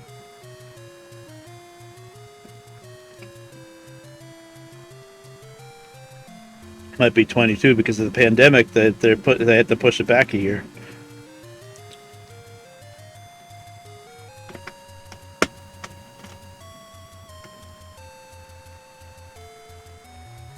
I like Farming Sim, but I don't get into it enough to keep buying newer ones. Like, I haven't played it in a while, but I will, if I decide to play some farming, I will still get into Farming Sim 15, and I'll still enjoy it just as much as I enjoyed it when I first got it, you know? I don't really care about having the newest one so much. Although, I'm guessing if I went up from Farming Sim 15 to 22, I would notice a lot of difference. Oh, Mom. Oh, thank you, Mom. Sorry, I was checking Facebook for a second, and for some reason I usually don't bother, but I actually bothered to link my stream and my Discord to my Facebook account. Well, you know, made a post for it, and of course my mom liked them both. I'm like, oh, okay, thanks, Mom, for the like. They can be they can get boring, the farming games, but I like them. I'll play them for a while, and then I'll get a little burned out. Then I won't play them again for a while. But especially now with the new rig, I can get the mirrors all work. I used to have to turn the graphics down a lot for the game to run better, and then the mirrors were just blurry messes. But even when the mirrors aren't blurry, you can't adjust them, and they're annoyingly out too wide, the mirrors. So a lot of stuff that I want to do in first person, I can't really do. And obviously you can play it third. Most people almost always do everything in third person in farming sim, but I try to do as much as I can at first. But yeah, I might get back into farming sim a bit here and there. That's something I could stream. I streamed it. Have I streamed it this year at all? Streamed it back before I fixed up the computer. So what do you guys think? You think I'm up for the challenge of trying to get 882 tons out of the harbor? Up that freaking steep grade. I think if I back the train up back past the end of the E yard, the big yard back there, and really make sure... See, the problem is this curve here. You can't really do much more than 40 miles an hour around that curve. And then you're hitting the hills at like 40.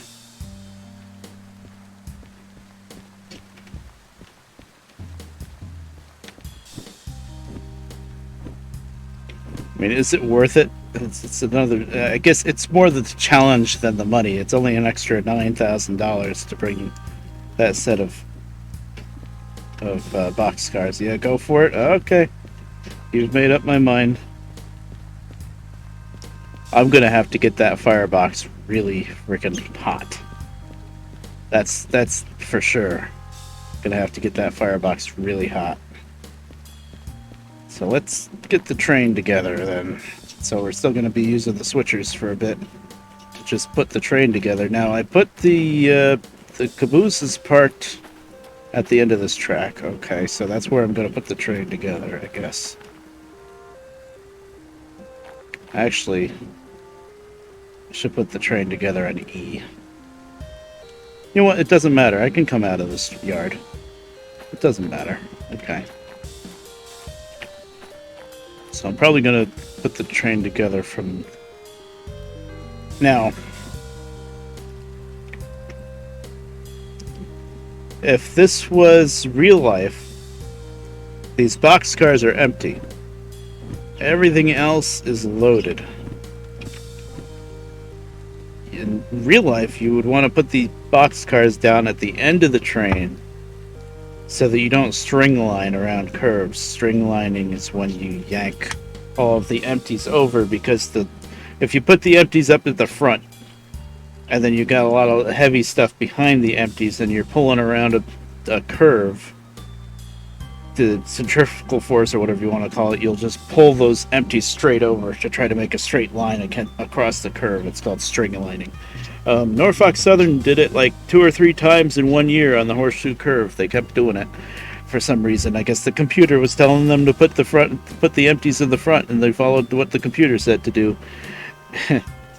It didn't work out too good, or maybe they had shovers at the back end of the train and they thought that would be good enough. But anyway, this isn't real life. String lining doesn't happen in this game. So I'm going to put these empties at the front because it's going to be the first stop, the farm.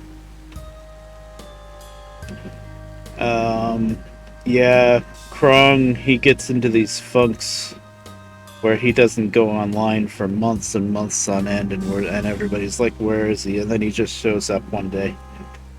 Yeah. We miss him. Krong's kind of weird like that.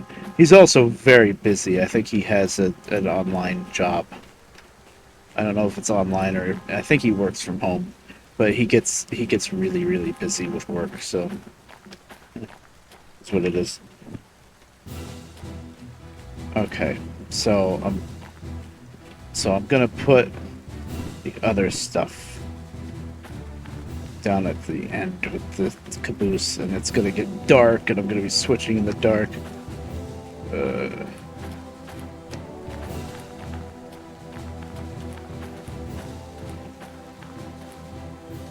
Right, these are the acetylenes. FH51. Yes. Okay, I'm not gonna care about what order I put these all going to machine factory in, because I won't know until I start all the jobs anyway. So 51, yes. The other one is 23. The red ones. That's all the acetylene that's here. Yeah, Denish, I haven't seen him either. I haven't streamed a whole lot either, though.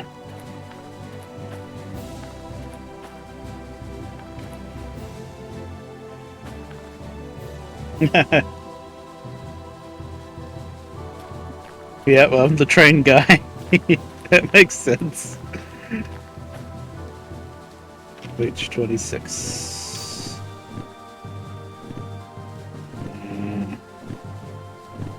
No.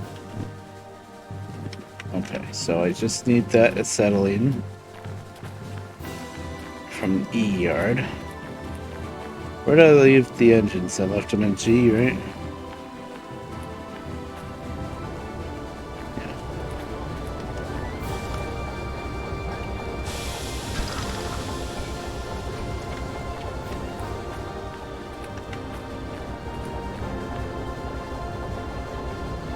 Locked that on the handbrakes already? What was I shoving these around with the handbrakes? I don't know. Okay, there's my string of boxcars, but that I want last.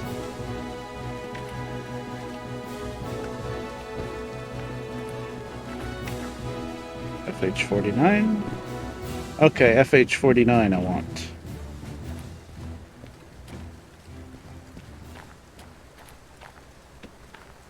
LH, no. No, those are empties. Oh man, I have to go through all the different yards to get the loads that I want here. Page 49.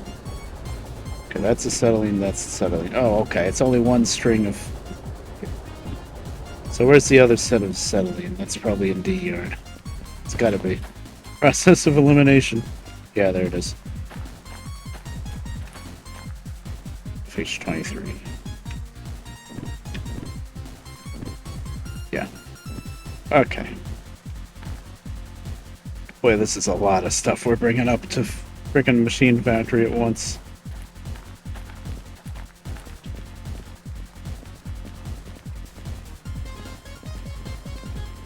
Time is at 6 o'clock. I got like an hour to get this stupid train together. It's gonna take a while.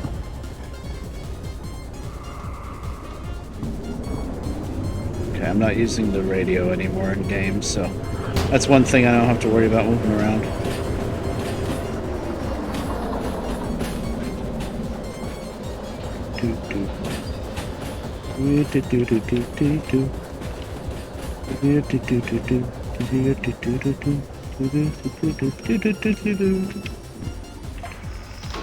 Old cheetah men. Oh, wait a minute. What's the train that I want here? Oh. Page 49. I guess that was right. Yes.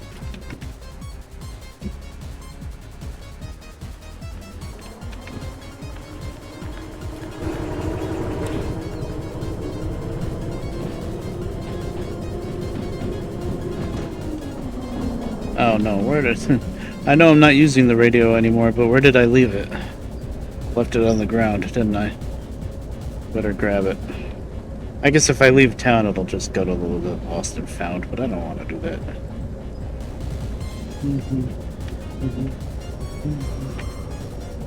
Yes, epic music. I love Cheetah Men. Action 52. That's the only good thing about Action 52 is Cheetahman. And even that, the game wasn't that great, but the music was good.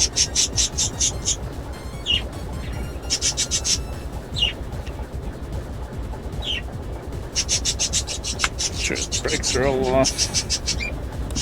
Let me get my radio. Where'd I leave it? Left it on the ground from parking these cars. Uh-oh. Thought that's where I left it. It's the tape ran out.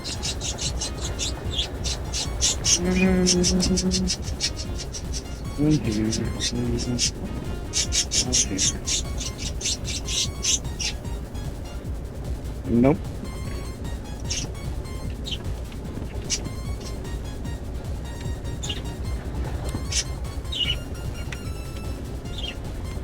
Guys, where'd I leave the radio?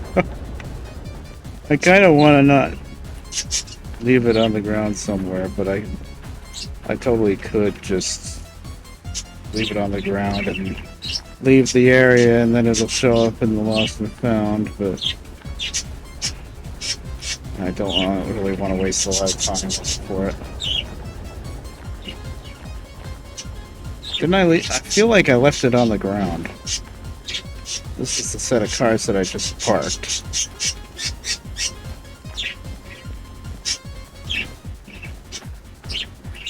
It's probably in C, actually. On the ground in C.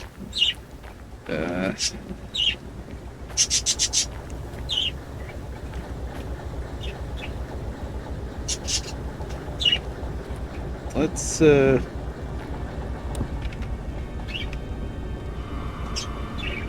You just found dark mode? Oh man, I use dark mode for everything. Yeah. I can't live without dark mode. All the different bright things. Even Facebook, thankfully, has a dark mode. It took them a while. And I was really getting tired of Facebook with their bright white and blue all over the place. Just, you bring up Facebook, and if you're in a dark room, it would just light up the room just from the brightness of Facebook. And I was like, oh god. But now they have dark mode. Yeah. It took them a while, but they're finally adding dark mode to a lot more things.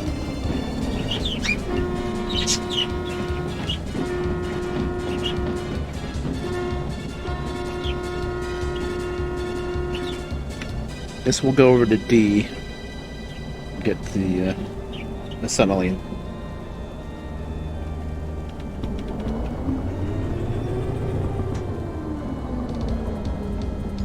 Even my antivirus Malwarebytes has a dark mode now. It's just something that everything needs to have.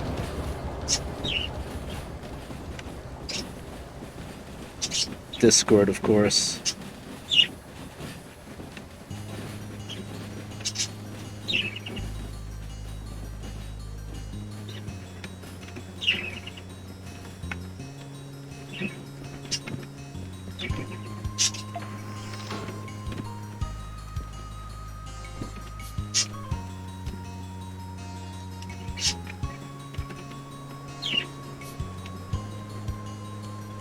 Oh, I missed your message, Sturgy, about Need for Speed Heat. You didn't like it? Yeah, it's too arcadey, Need for Speed. Then again, I'm not into racing games much at all, so I'd probably like it because it is too arcadey. Yeah, Forza is kind of arcadey too, I think. It's not as much of a sim, I think. But Forza's pretty good, yeah.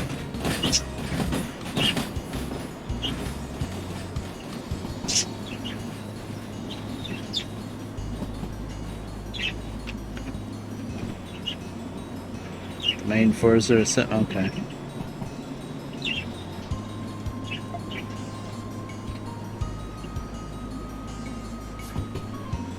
Oh, okay. And Horizon is not the main Forza? I don't know anything about Forza. I know I used to watch, what's his name? Fail Race. He played Forza a lot. He did GTA racing more, but which was of course very arcadey.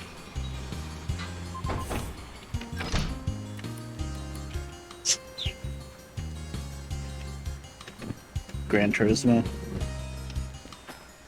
Oh, okay. Casuals. That's what I would be. I'm very casual. I need to play. What am I doing? I need to play the one that you gave me, Need for Speed Underground Racing 2. That was the one me and my friends used to play a lot. But it was the PlayStation 2, not the PC version. And I have it set up. It does work. I just didn't really do much with it.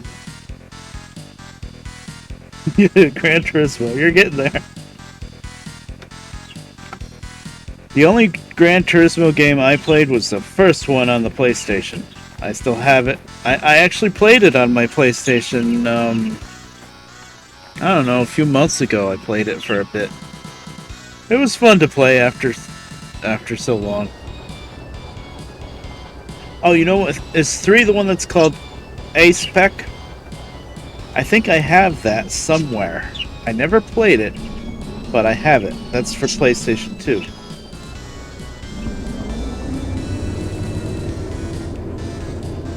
Oh boy. 3 is A-Spec, yeah. I have it. It's buried somewhere, but I have it. Okay. I never actually tried it. I'm not huge into racing usually. I gotta be in the right mood for it to try it. I was never very good at it.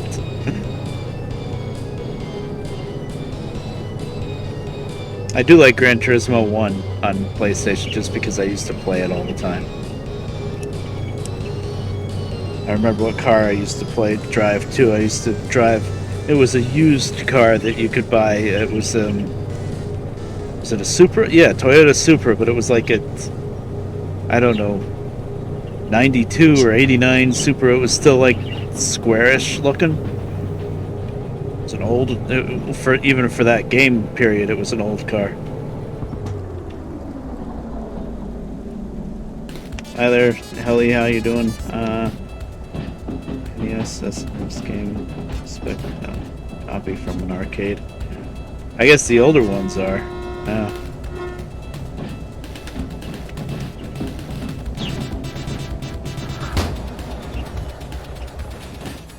Well, they're not all copies of arcade. Some of them were made for the console.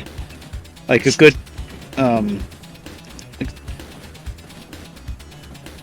picture of that would be Outrun versus Rad Racer. Outrun was arcade games, and then they got ported. It got ported to C64 and Super Nintendo and Genesis and all that. Rad Racer, though.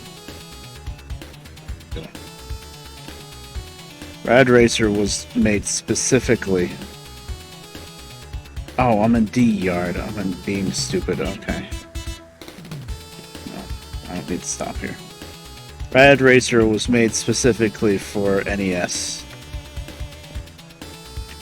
That's why it's not as harsh. Like Outrun is very difficult. It's very demanding. Like if you're like a couple seconds off getting to the flag and Outrun, that's it, game over. Whereas Rad Racer, when you run out of time, it's like your fuel runs out, but you can still coast for a little while, so you still might make it to that flag.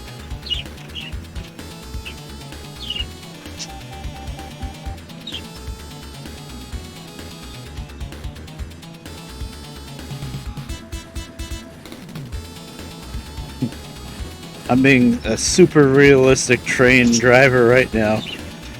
Just, standing on top of the containers of the train. I'm being lazy. Yeah, you can do that with the remote, though.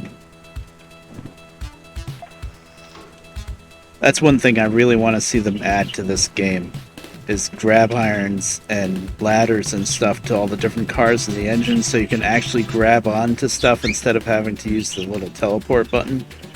Like a ladder. Well, no, this wouldn't have a ladder because it's a container, but like a ladder on the boxcar. There is a ladder there, but you can't use it. and then you could actually climb to the top instead of just doing that, you know. One day, I think they'll do it, but it's not really a priority.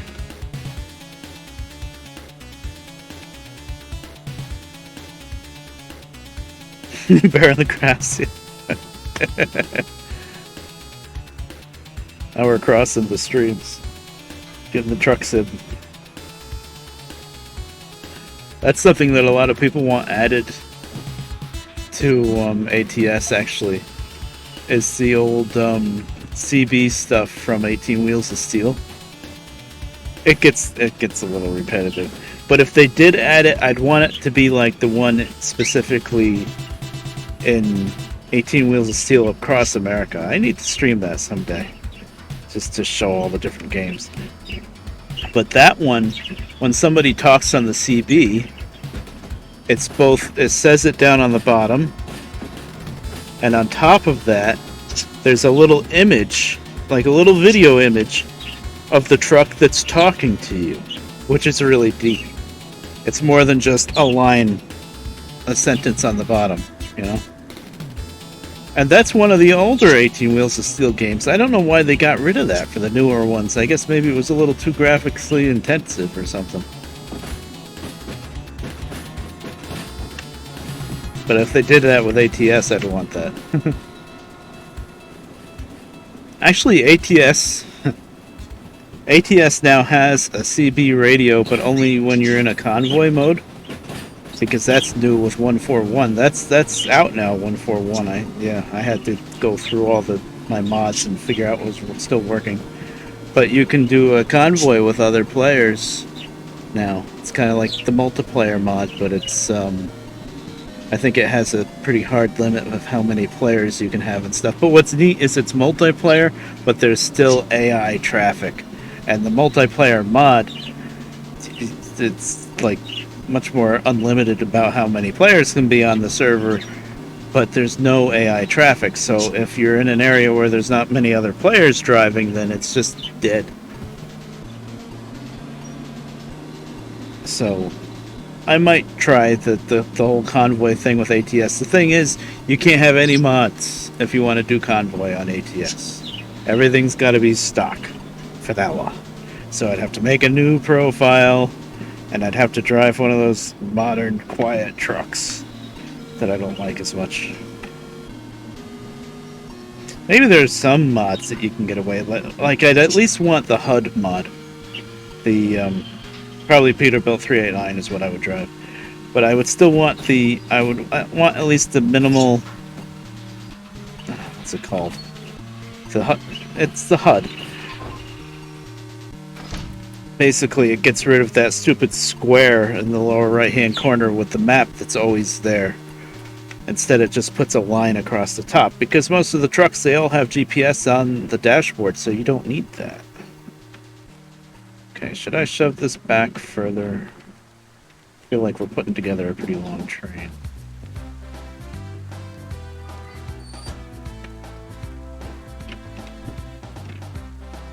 Let's go back to the crossing at least.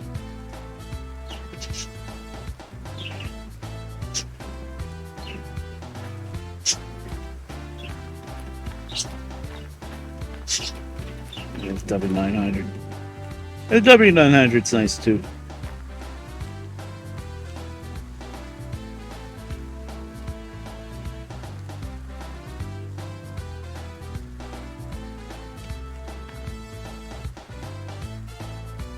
What's that, Discord?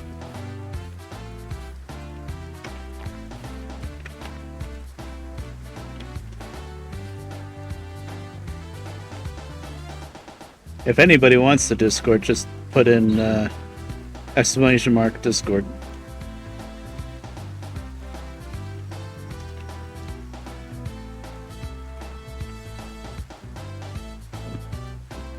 Okay. Oh, okay.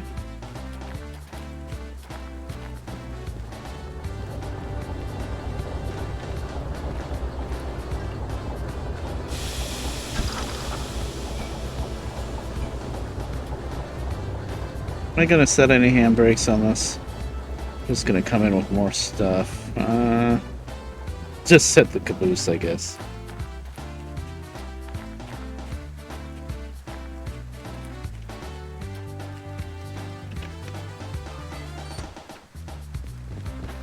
There it is.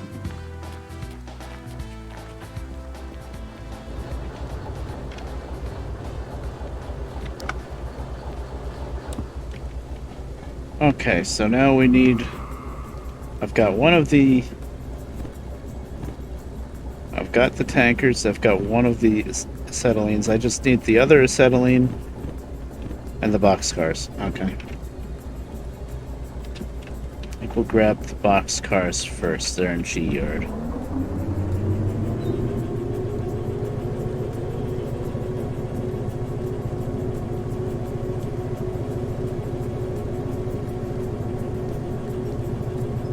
This is going to be quite the challenge to get out of the harbor with.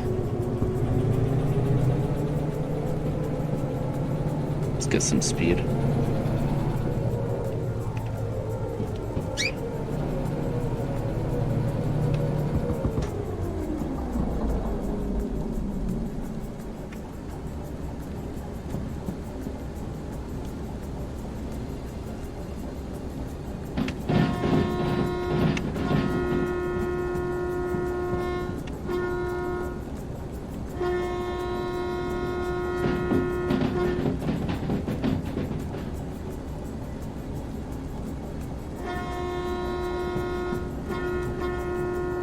Car. There is a hand cart, which can be fun. And it doesn't cost anything to spawn the hand cart and then clear it when you're done using it. Oh, like a regular car to drive? Well, I mean, it's not a car game, though. What would be nice is to see some traffic. Like all these crossings that I keep blowing the whistle for. They're very dead. It'd be nice to see some cars flying by.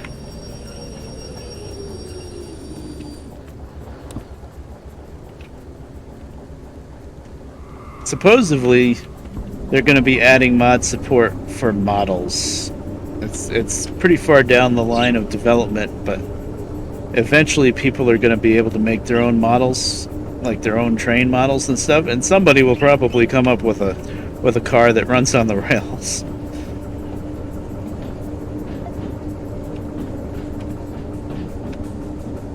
Convoy. We'll have to think about that and figure it out. Maybe I'll on my own time set up my wheel. Although usually when I'm on my own time I usually play World of Warcraft. But set up my wheel and start up a vanilla profile and play it a bit. And then think about that. Oh. We're going to G now.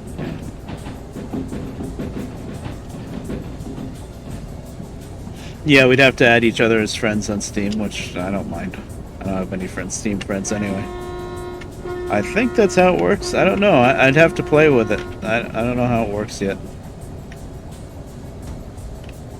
Where are those boxcars? All the way over? I think they're all the way over, yeah. Yeah, we got a couple of regulars that would play. We'd have to figure out what states we each have access to, and because I have all the states, but most people probably don't. Okay, okay. Well, that'll even with the base game that gives you 3 states. That's California, New Mexico. No, not New Mexico. California, Arizona, and Nevada. And California did get reworked recently, so.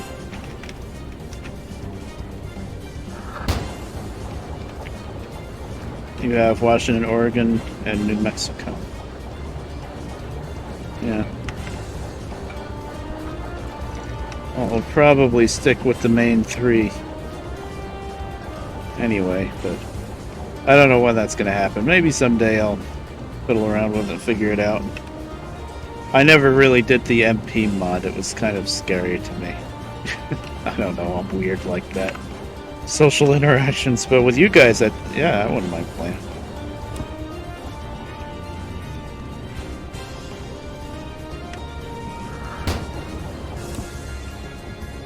those. Okay, those are off.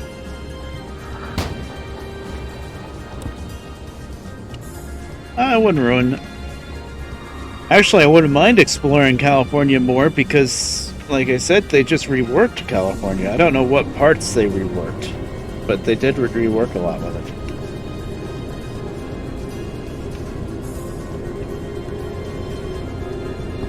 I wonder if the states ever go on sale.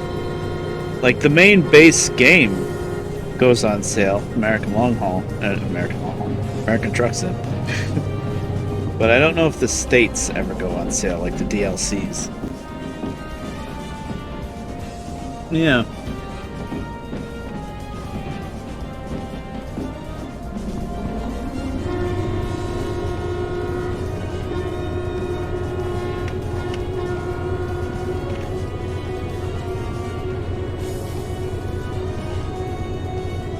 And sometimes when I watch like Northern Alex doing convoys, the MP mod or whatever.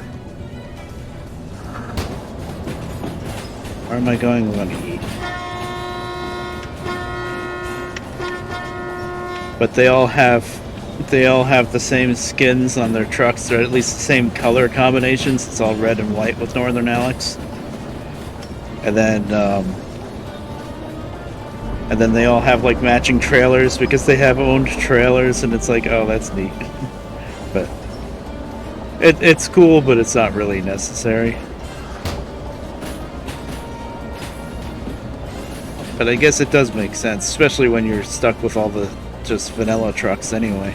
So you know you can all get the same skins.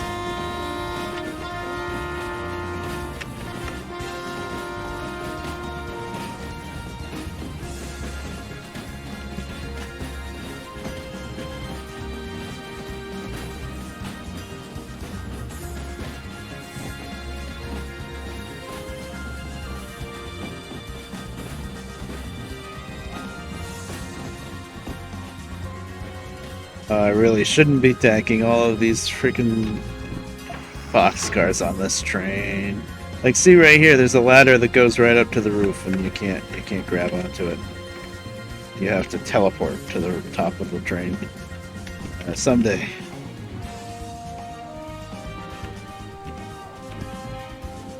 Turn my headlight on.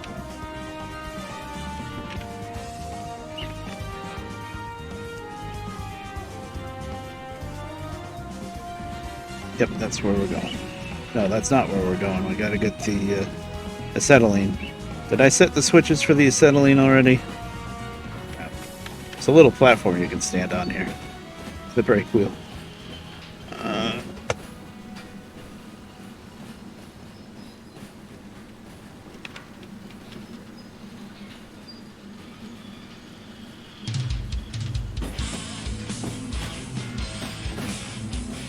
Yeah, if host at all states, the other ones could drive through the states just when you're in convoy. That would be awesome. Yep, our truck music.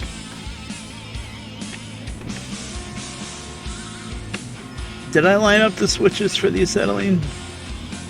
I think I did. We're gonna find out.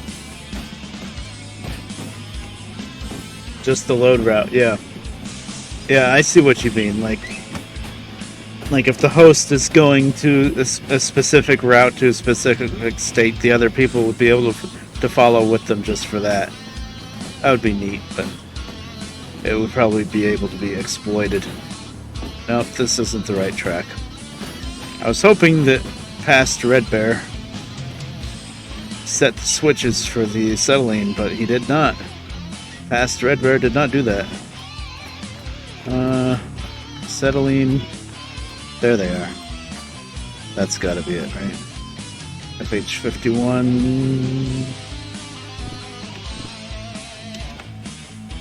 Yeah.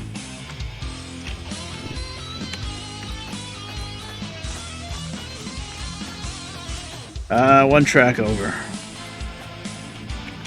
Boy, I'm glad I have the remote. I can just do this. If I didn't have the remote, I'd have to go up in the cab of the engine and try to guess how far 1, 2, 3, 4, 5, 6, 7, 8 cars is to pull up forward. But with the remote, I can just do this. Boy, these boxcars, they're empty, but they're still kind of heavy. They're like 230 tons, just the boxcars. I really shouldn't be trying to tack them onto this train, but I am.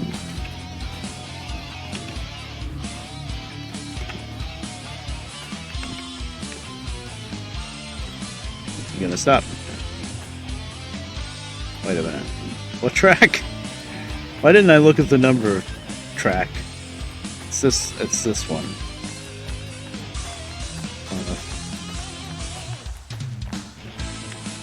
7. Okay. I was worried I didn't pull up enough, but I did.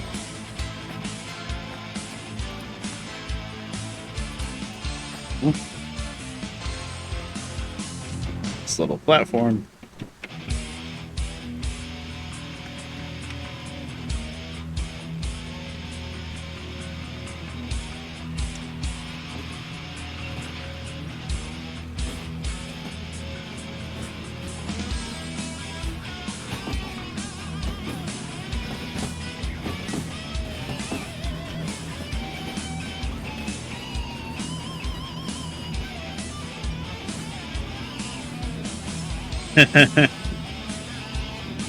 I think my power supersedes yours. I would hope so, anyway. Being that it's my channel. Actually, if you do Red Bear 773 without the in the beginning, then nothing will happen. That account doesn't exist anymore. That used to be my account, but I don't even remember why now. But something wasn't working with streaming with my Red Bear 773 account, and for some reason I got fed up with it and deleted the account. This was years and years and years ago. And so now nobody can ever make an account called just Red Bear 773. Because for some reason the account still exists, but it's deleted. It's weird. So I made, for a while I was Red Bear Smashes. And then when they came up with the function to the ability to change your name on Twitch, then I changed it to the Red Bear 773. No, don't try to ban me. I'm pretty sure it wouldn't work, but don't do it anyway. Schedule the convoy, yeah. Well, let me play around with it and see how it works first.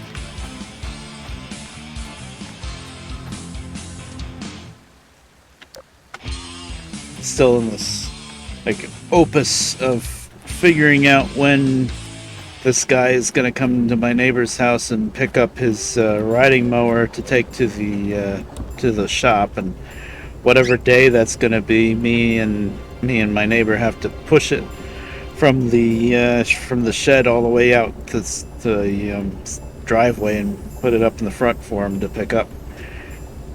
And it's kind of hard trying to figure out what day it is, and every day we're like, well, I'm gonna call him tomorrow and see if he's gonna pick it up. And so every day I'm like, oh man, can I stream? Am I gonna have to stop and run in next door and push a riding mower around? It kind of leaves me up in the air like that.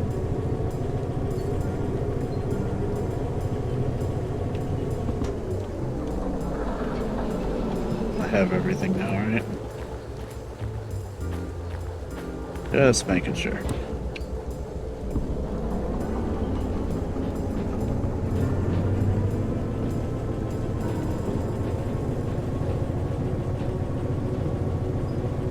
Deleted names are free to use after 6 months. I tried to change my name on Twitch about the time that I changed it to the Red Bear 773. I tried to change it to just Red Bear 773, and it said that name is unavailable. I was like, okay, whatever.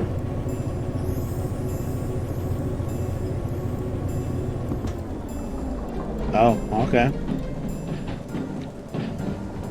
Well, that'll give me time to mess around with it.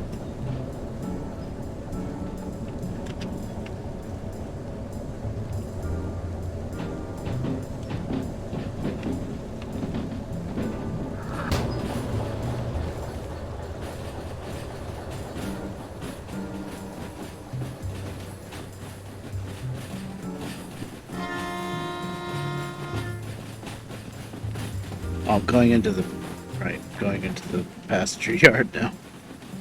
I know what I'm doing. It took me like a half hour to get this train together. Jesus.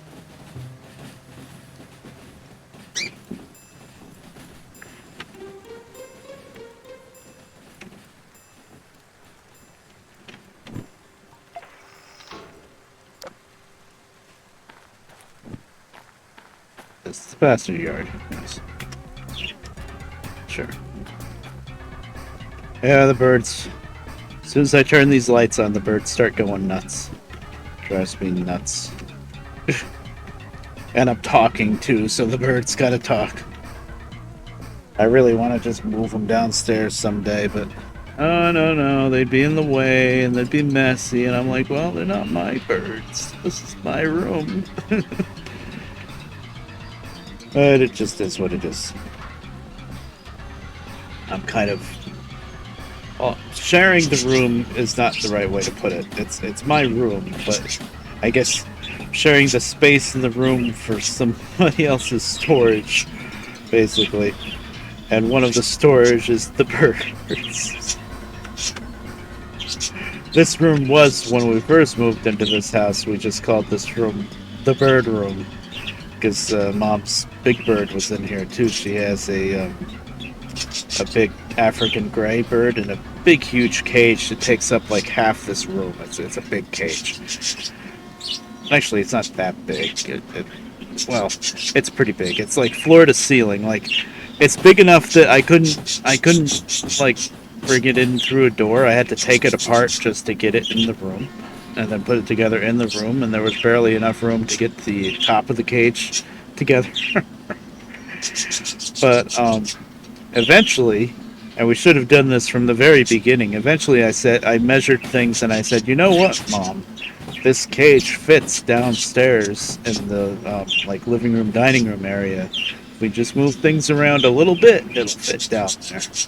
And we did.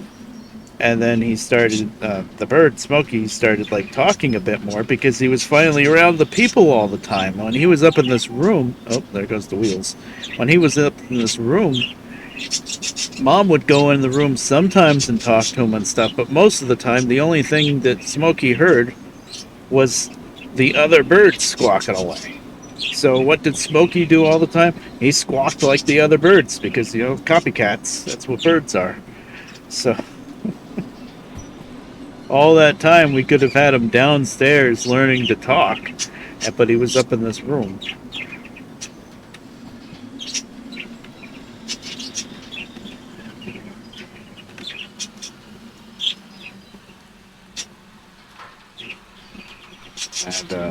And back then we had there's more birds in this room.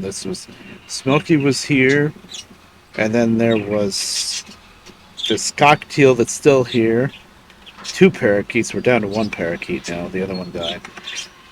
And then why did I hit the brakes that much? Oops. And then there was another bird. What was it? Oh yeah, there was Jack, the sun conure. That bird was extremely loud, squawking. These birds are nothing compared to what Jack was. He was just like a crow almost. He was so loud. Oh my god. And he was nasty too. He would bite Mom's fingers and stuff. Sometimes she would get him to be nice, but for the most part he was pretty nasty. And finally she found somebody to give him away to, and then that guy ended up giving him to somebody else. It was like, yeah, we warned you. This bird is nuts. I feel like I'm still missing something. Oh, okay, no, there's the other settling. We're gonna inspect this train now and make sure we got everything. And then there was one other bird. There was a Quaker parrot, and he was green, and he was really nasty.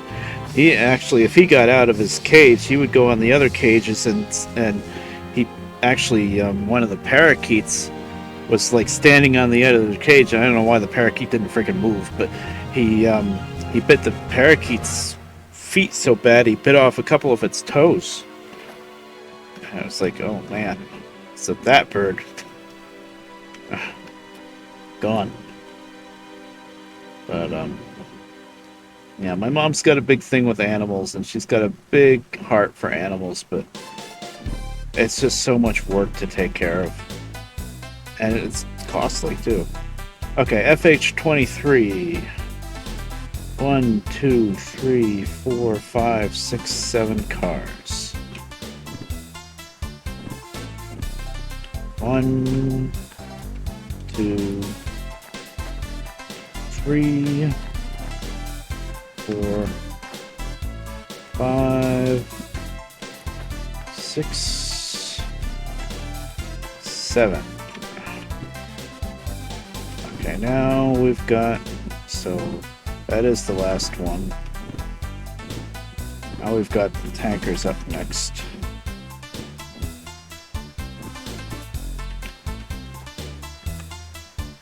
FH49, 1, 2, 3, 4, 5, 6, 7 again. FH what? 49? 1, 2, 3, 4, 5, 6, 7. Then we're gonna have the other acetylene, FH51. 1, 2, 3.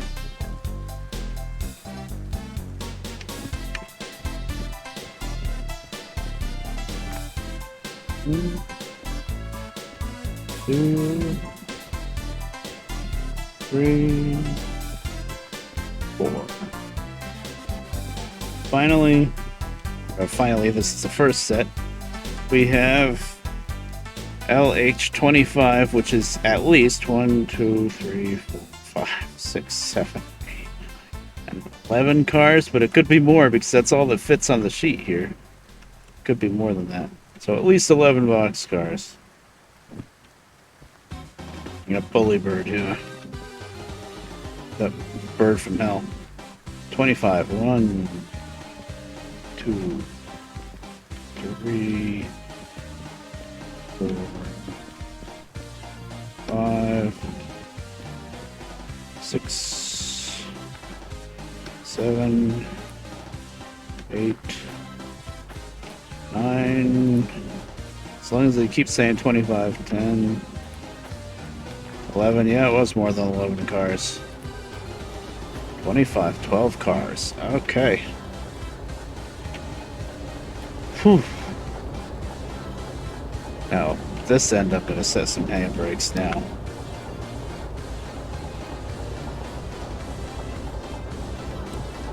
Brakes on the other end of this car.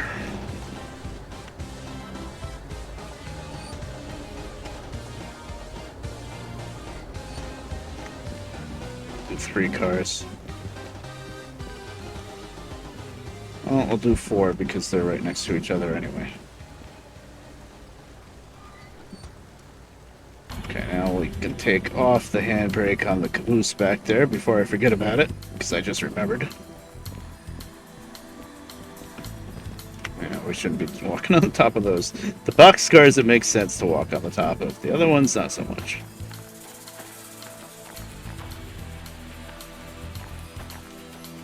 I've got 4 handbrakes on the head end, so I don't need a handbrake here.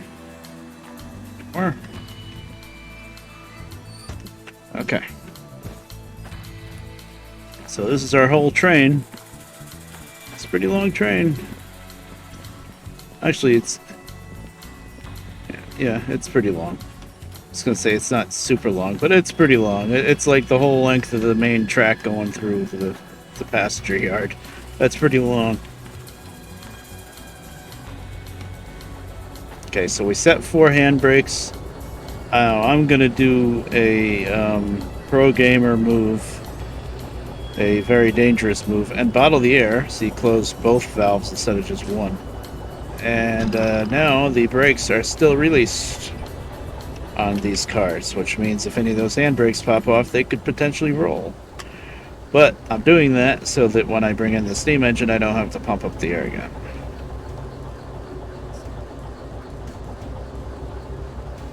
Best kind of chocobo. I'm guessing that's, well, tube. It's deciding that it's Chocobo, though.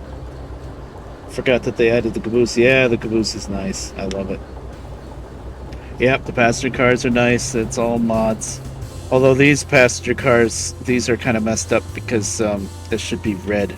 The skins are wrong.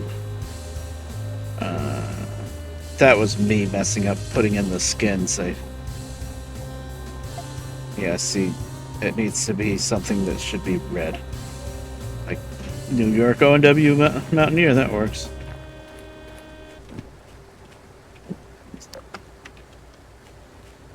And then blue, you got Baltimore and Ohio. Pensy. Got the President train there. I think the green ones are called Presidentials. I love the passenger cars. Yeah, they're nice. Unfortunately, these long ones, these stock long ones, derail really easily. You know what? We'll make the red ones New Haven. Oh. Oh, it's a green one. Reskin.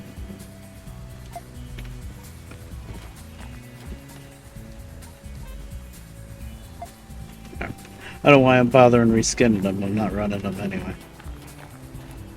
That's a mod. It's called... Actually, there's a mod called Flashlight Mod, but they never updated it. So you can't actually... You're supposed to be able to buy the flashlight in one of the shops, but you can't. They never updated it. So this mod is called DV Nightlight, I think. And it works. But the flashlight would be an actual item that you hold.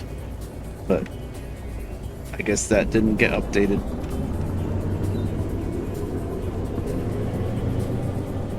And the whole day-night cycle is, oh, what's the mod called? Procedural Sky? Pro Sky? It's nice, but if you don't have a beefy computer, you're not going to be able to run it.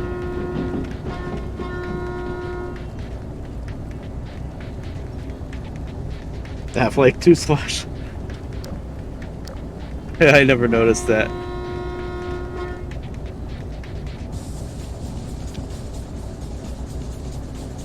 The annoying thing with it, though, is to turn the light on and off. Okay, so I'm done with the diesels now. Yeah. To turn the light on and off, the key binding for it is Shift T. Not just T, Shift T. And that's kind of annoying.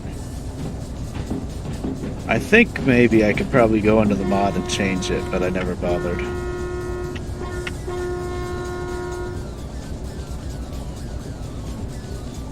Hard Truck Apocalypse music.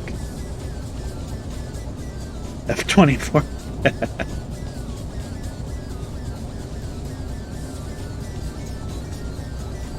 Well, they should have just given you an easy option to change the key binding. I think that's the joke, Sergi. Well, maybe Shift F12 was F24, maybe.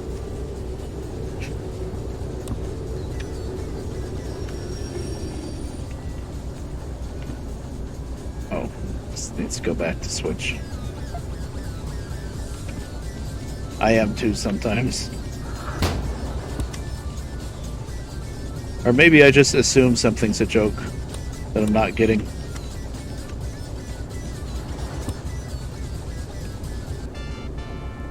Oh, okay. So what, you can do like probably a command to do it. Okay, so it wasn't a joke.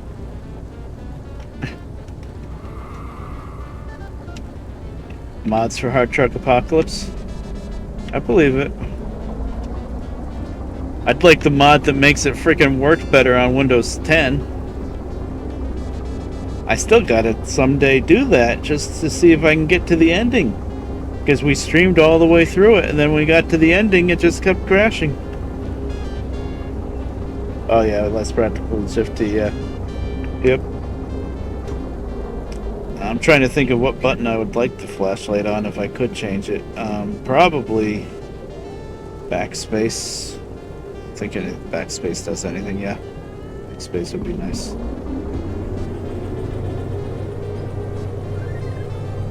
I've changed all the key bindings from the original, which was a pain in the ass because in this game, if you want to change the key bindings, where am I going? Why am I going into the sea yard? Oh, you know what? At first, I was thinking that I was just brain dead and going into the wrong yard, which I kind of was. I meant to go into the roundhouse, you see, but I actually did come here on purpose. Yeah, actually, I can turn off this engine. Oh, didn't throw the switch, but I did actually come here on purpose because I want to look for the boombox. I left it on the ground somewhere. But I changed all the keybinds around, which you have to go into the game files and find the document that has all the keybinds listed and change it that way. And actually type in the keybinds that you want, which is a little wacky, but I mean it works. But it should just be a thing in the menu to do it, but you know. You guys see boombox laying around on the ground anywhere?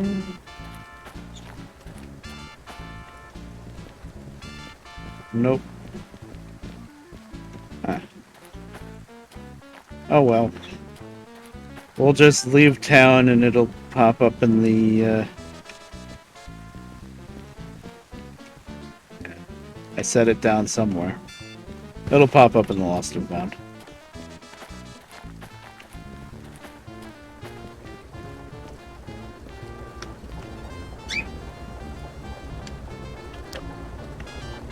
But anyway, I'm left-handed, and I'm left-handed to the point of using the mouse with the left hand, which anytime I ever tell somebody that, they always just look at me like I got 4 eyeballs.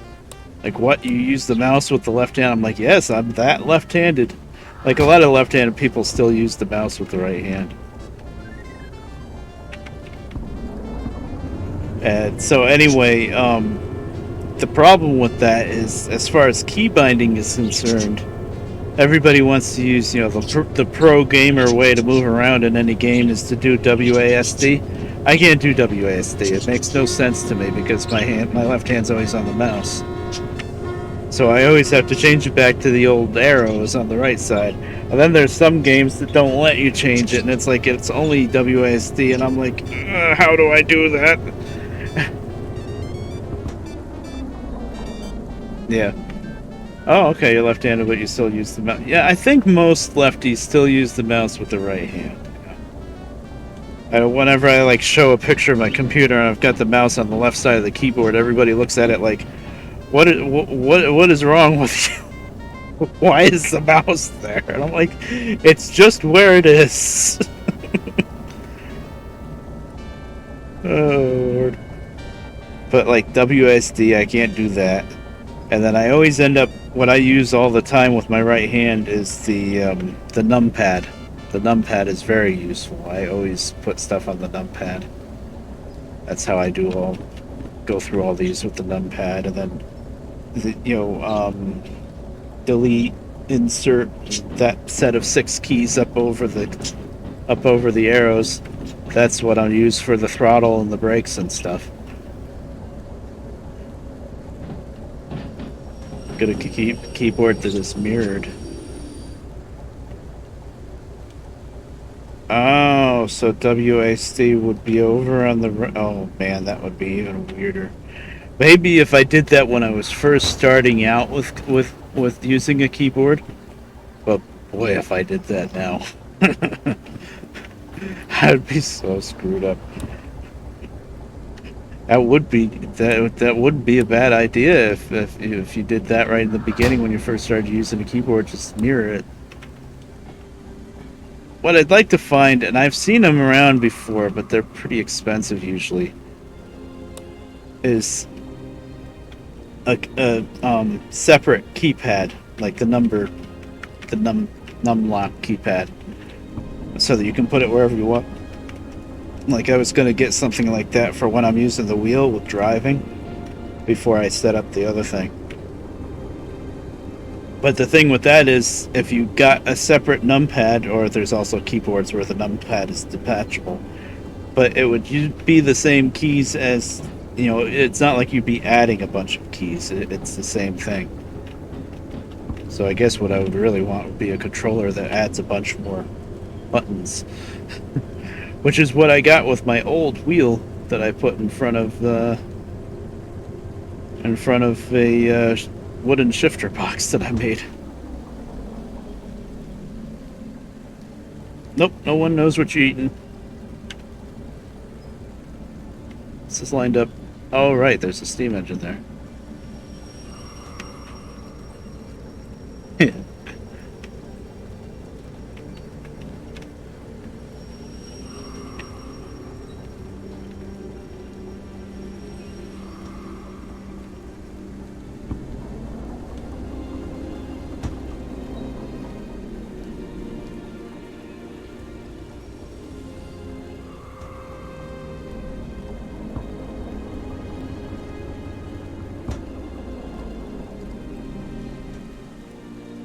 I think I'm gonna be super cheap.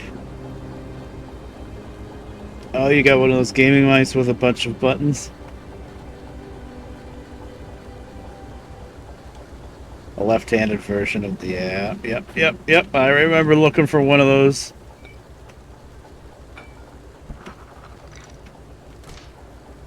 The mouse I'm using now has two little extra buttons on the side. But they're on the left side of the mouse because most people would use the mouse with the right hand and that's where their thumb would be. Me, when I use the mouse, those freaking side buttons, I hate them so much because my, what is that, the ring finger is always resting on that side of the mouse, so I would always hit those stupid side buttons by mistake. So, and when you're browsing browsing the internet, those side buttons do back and forward on like Google Chrome. So, oh my god, it drove me nuts. I finally found some external program. I don't even remember what it's called. X input maybe? And I got it just so that I could disable those two stupid buttons on the side of the mouse.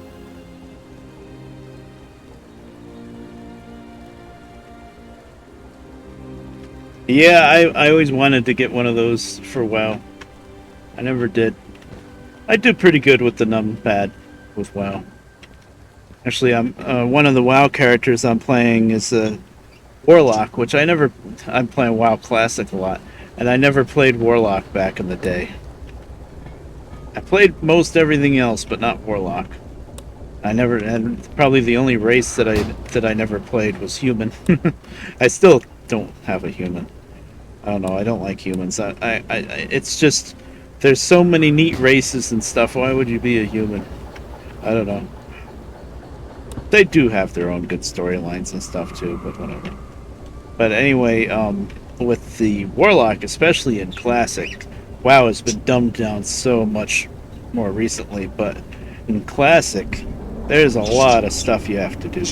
And she's only my Warlock is only level 17, 18 now, and there's already a lot of different...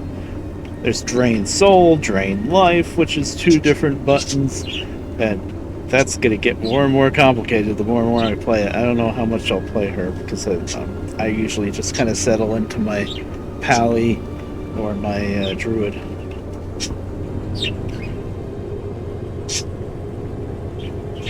Yeah, the back forward buttons are the ones that drive me nuts, Sturgy. But they're disabled now. They don't drive me nuts anymore because I figured out how to frickin' disable them. I had to get a different program. I think it's called X Input, the program that I got, just to disable those buttons. It's supposed to be so that you can program those buttons to do whatever you want, but I did it just so that I could program them to be nothing. Oh boy, Sans is here. Epic moving the train around.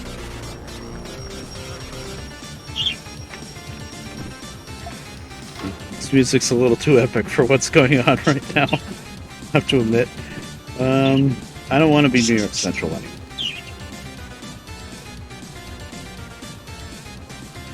Let's see, if anybody has any preferences for what they want this engine to be skinned as.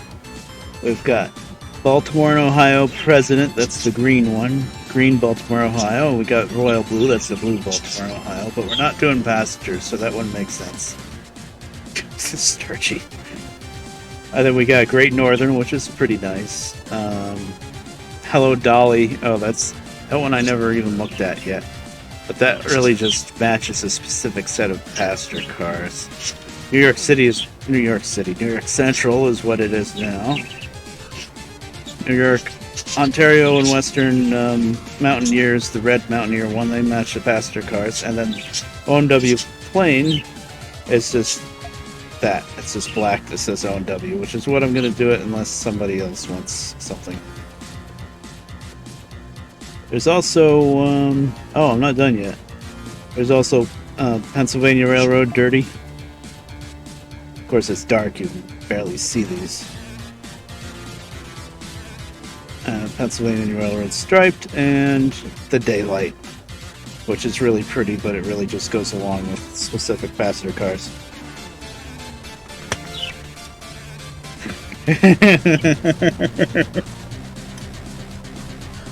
That's good. Derail your train and close your cylinder cocks, yes.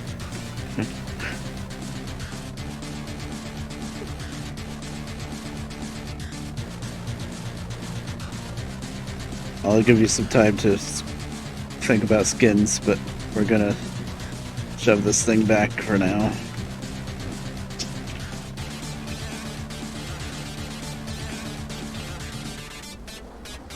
Yeah, it makes sense. And I've got an O&W caboose on the end, too.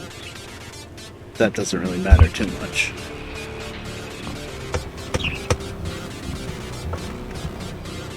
I made some caboose skins, but it's pretty limited what kind of skins you can put on the caboose, because the one side of the caboose is mirror image of the other side.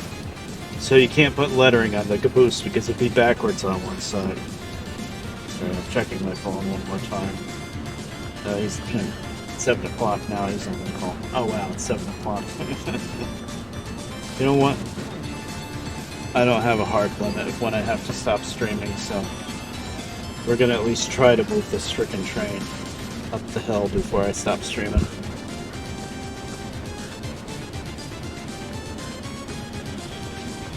I didn't know I had this many hours of just switching duty to do, but I should have expected it because we're in the harbor. There's so much you can do in the harbor. Yeah, mobile might be delayed a bit.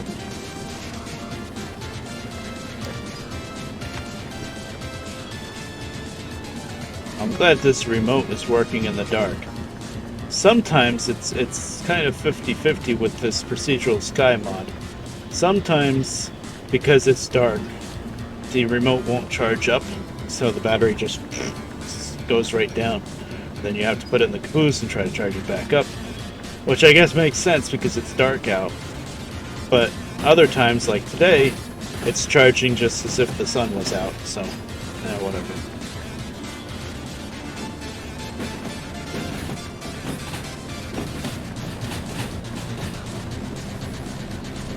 Yeah. I remember when Twitch first started actively adding delay, 'cause that wasn't always a thing. And the delay was like close to 20 seconds, and then they dialed it back. They're like, okay. But the streamer does have an option to add more delay if they want to, but I never saw a reason to. I guess big-time streamers do that, so they have more chance to deal with the chat, maybe. I think I'll ever be that big time. Really, we went from Sans Undertale to Echo the Dolphin. I've got a shift change.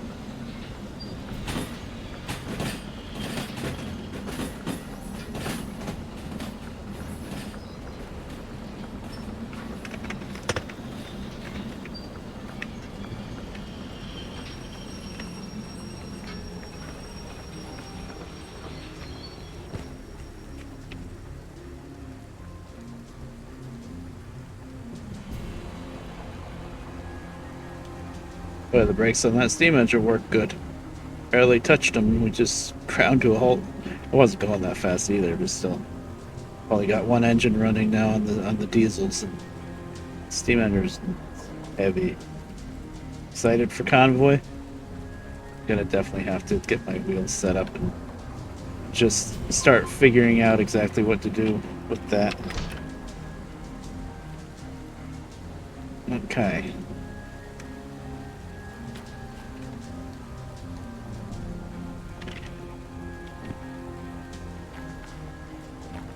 Oh, it's on Pensy right now.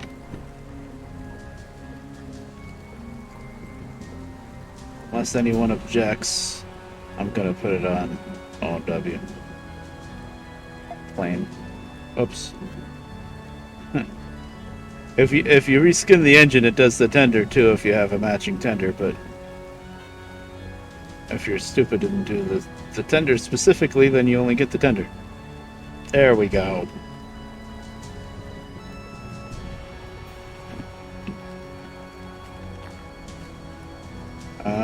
I need my shovel. Is in the caboose. Do we have enough? We got enough coal to start.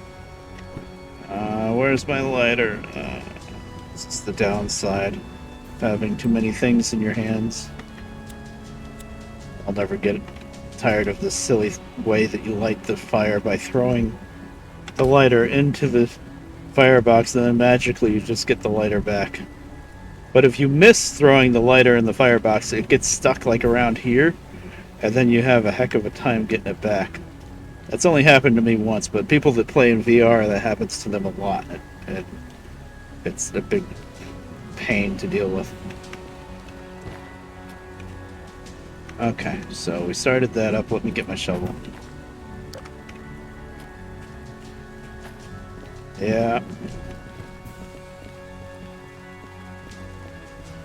Oh, don't really have to wait for the wheel because the wheel is going to be nice, but actually there's going to be a learning period with me with the new wheel too because I'm going to have to learn to shift. You know, shifting up won't be too hard, but shifting back down is going to be a little tricky. Especially when you have to switch from one set of 6 gears to like, you got 6 gears and then another 6 gears and then another 6 gears. So downshifting from like what would it be, 13 to 12 might be kind of tricky. I mean, I'll get used to it eventually, but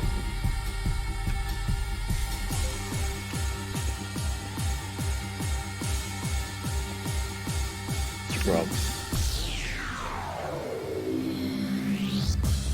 This is a quick charger. Doesn't need to be charged right now, but I always just leave it there when I'm not using it anyway. I get my shovel.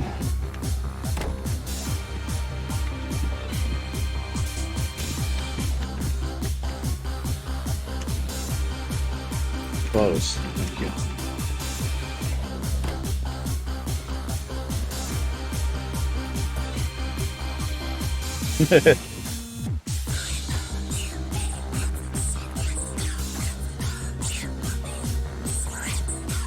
Also, something I think about with multiplayer when I start driving multiplayer, I'm used to using the Jake brake like a lot, the engine brake basically.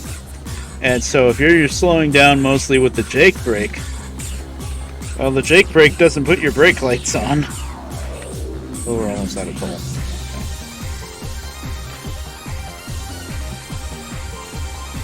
So if somebody's following a little too close and I start slowing down without putting the brakes lights, I'll have to remember to at least tap the foot brake too. You're gonna be running into me. Is that full or empty? That should be full. I'm pretty sure I left it full. Lights are on, right? Why is that not? It's full, right? Yeah, empty lights up is bright, so it's too full right now. Okay. So, starting to heat up. Gotta build up that steam. Alright. Got plenty of time because I gotta bring the diesels back anyway.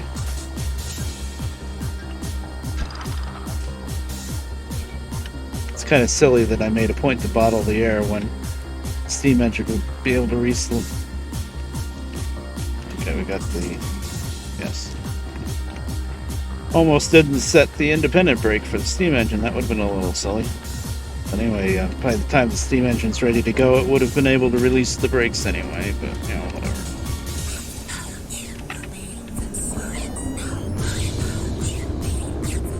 Roll a dice who is in the lead. Yeah, it doesn't have to be me. Actually, I would probably be happier if it wasn't.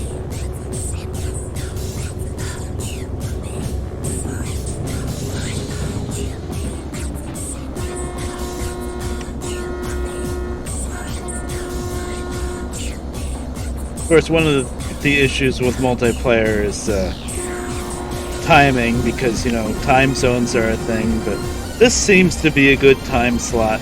Afternoons for me. You seem to be around, and Denish was around. I haven't seen him as much lately. Sturgy.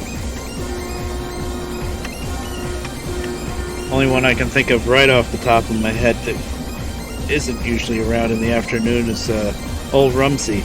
He shows up when I stream later. I don't even know if he has ATS, so...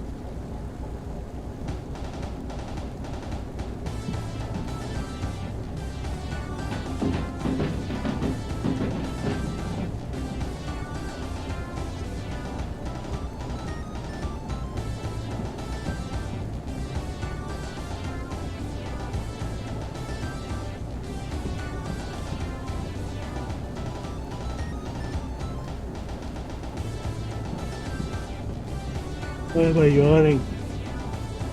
I slept pretty good last night.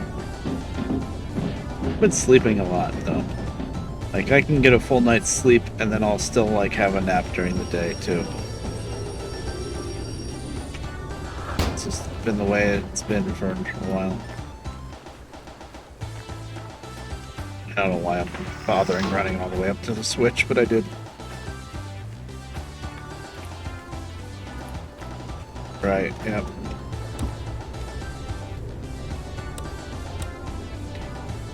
I think this time slot's been pretty good because, yeah, I can start like early afternoon, and then I have basically a pre-planned stop time because it's dinner time soonish. Although I'm gonna stream longer now because I gotta see if I can move this massive train that we put together. I'm not gonna leave us with that much of a cliffhanger, but you know, and the other thing that works out is usually there's not many other people streaming in the afternoon. Like, I watch a lot of other streams, and I have a lot of like online friends that stream, and I don't want to stream when they're streaming, so it kind of works out better that way. Afternoons for me.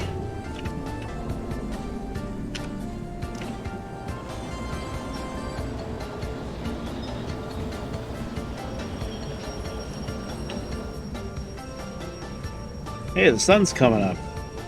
Oh, that's good timing. Talking about timing. I mean, it's still raining, but the sun is coming up right as it's time to start trying to move this massive train with the steam engine. That's cool.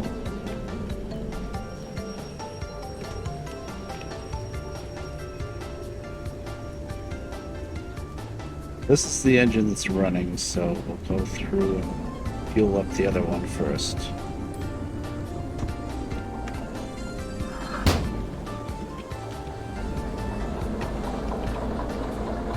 No, wait, that's the one that's running. Wow, I'm not only blind, I'm deaf, too. I thought I was in the engine that was running. It wasn't. It is easy to lose track of that, but... Okay, so we'll fill up the one I'm standing on first.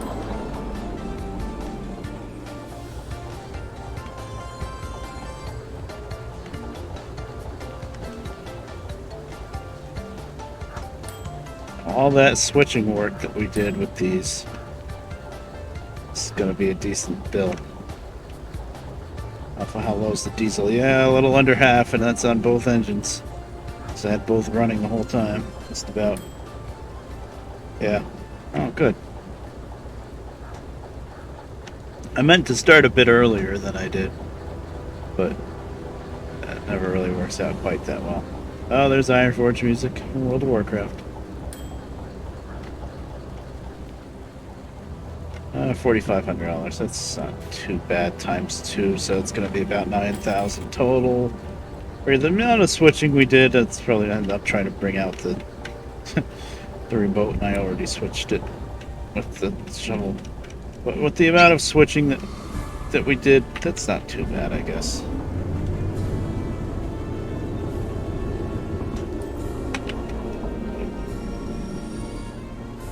A little bit more too. Shut it down. Oh, this one's even worse. Down to about a quarter. Okay, so probably like 10,000. Oh, with the steam engine, when I brought it in before I started streaming, I brought it in and filled up the tender and stuff, and it was actually pretty good because I think the last run I did with the steam engine was down from the military base, and it's mostly downhill. So, I didn't use that much coal and water, and I was like, oh man, I'm making out pretty good. And then I went to the kiosk to pay off my other fees, and the emissions bill, I must have done a lot of runs since the last time I paid it all off.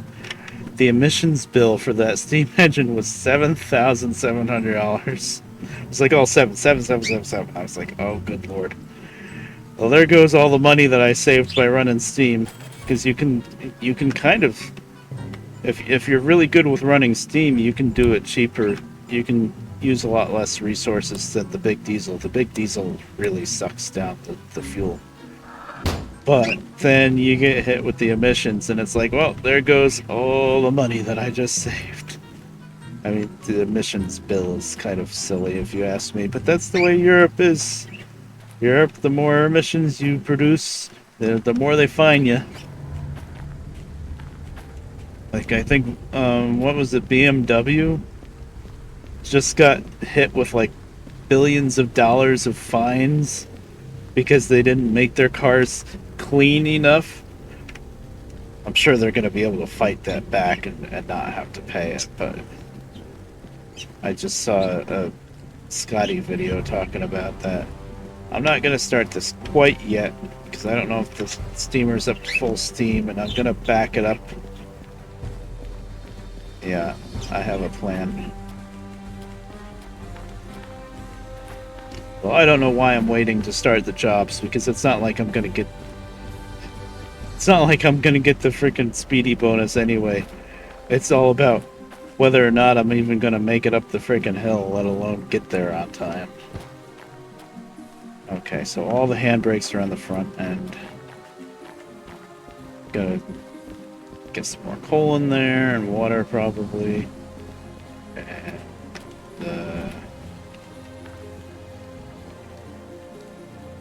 two.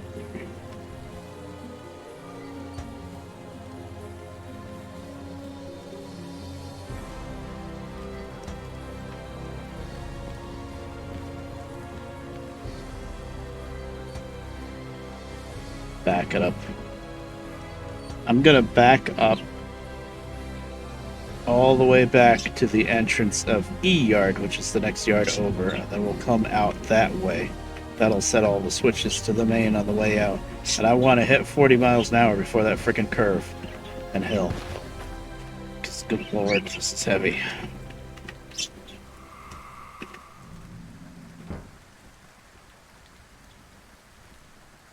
Oh, we're almost full steam. She needs more coal, of course. Makes sense.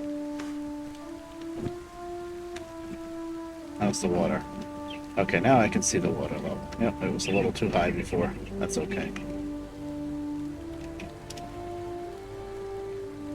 Well, at least the sun Well, I shouldn't say the sun's out. It's daytime. Well, hey, she started moving pretty good here. This is 882 tons we got on this train. Took a while to start chugging though.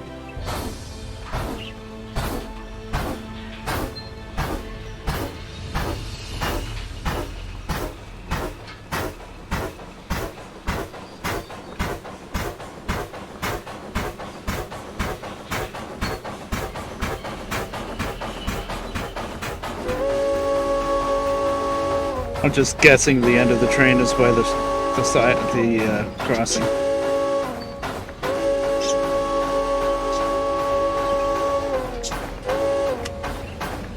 Close anyway. It's the crossing already, yeah. Oh yeah, that's right. We were right at the crossing before we started. Oh well, doesn't matter.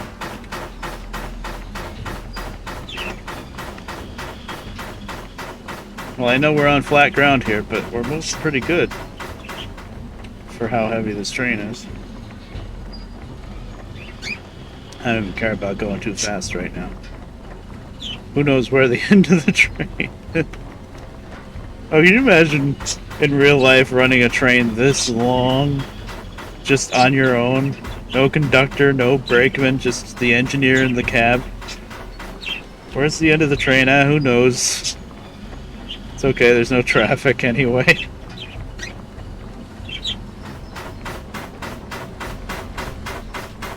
Oh, water's getting low.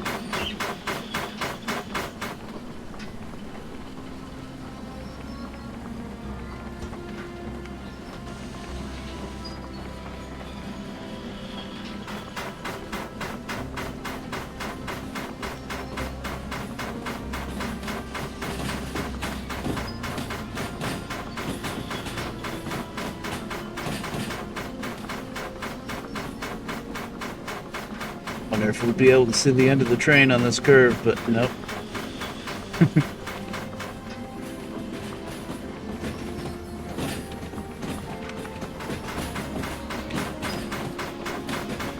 Maybe if all the trees were dead and the snow comes. I wonder if they'll do the snow again next winter. That was fun for a while.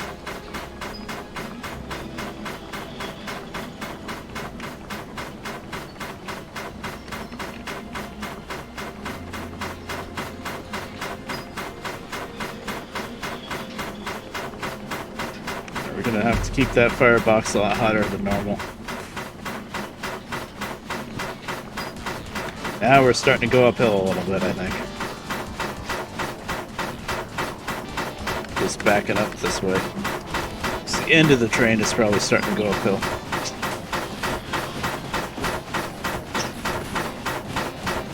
I just want to get past this switch. We're almost there.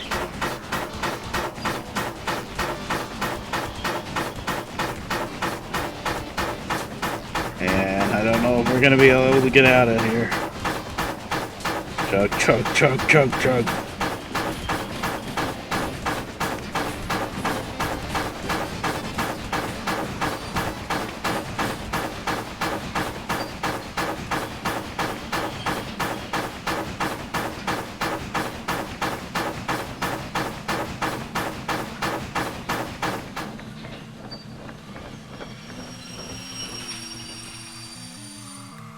Oh, nice.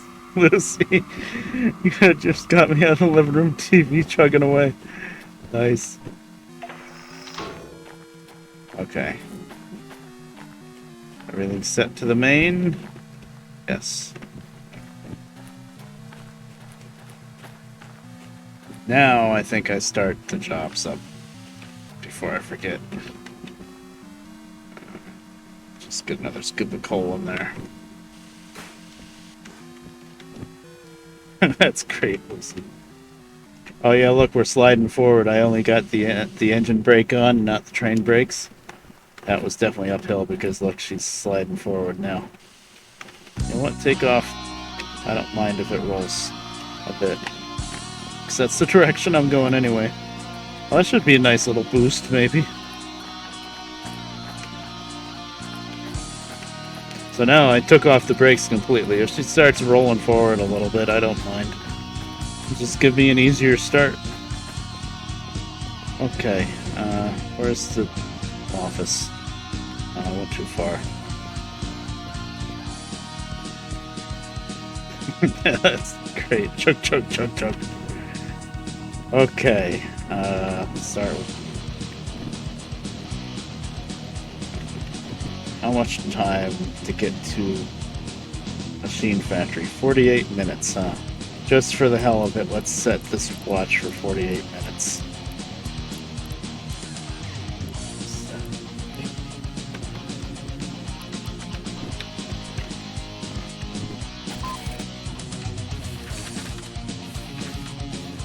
C3.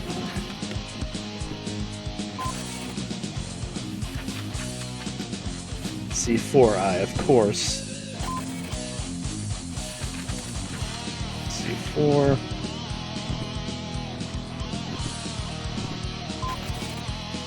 This is the farm. B1S. Okay. Let's get to work. Hey, it stopped raining.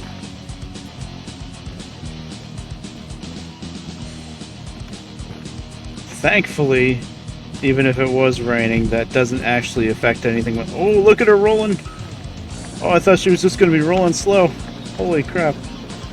Okay. We're doing 20 miles an hour just from going downhill.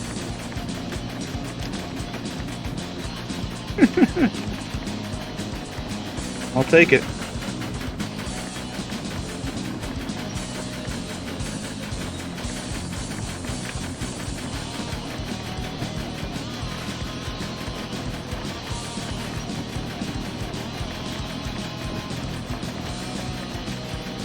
Open that draft all the way up. I want that firebox burning red.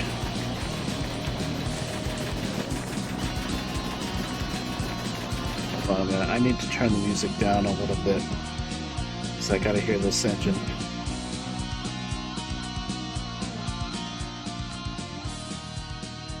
Sorry, but I gotta hear what it's doing. Oh, if that's too much.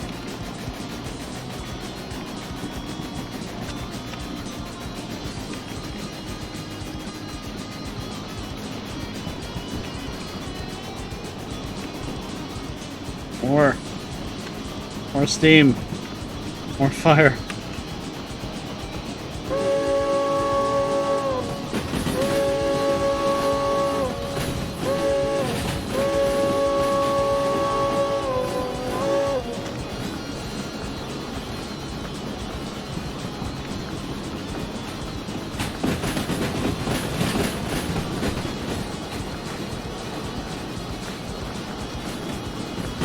Usually you'd never throw this much coal in, but I need all the heat I can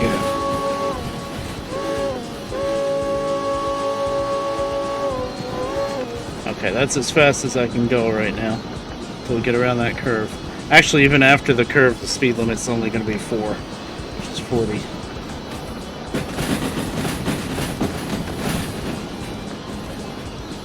We're not going to fly into C yard, right?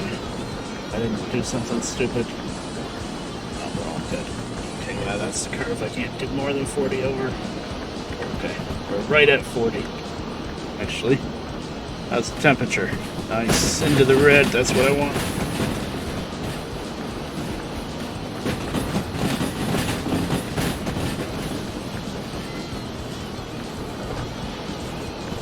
More heat.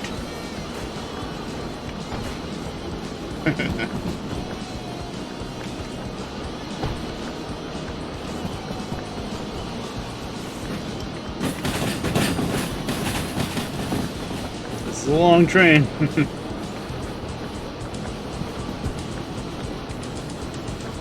little bit of throttle. I want at least 40.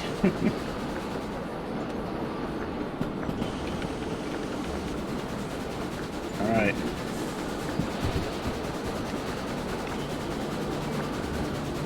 And we're off.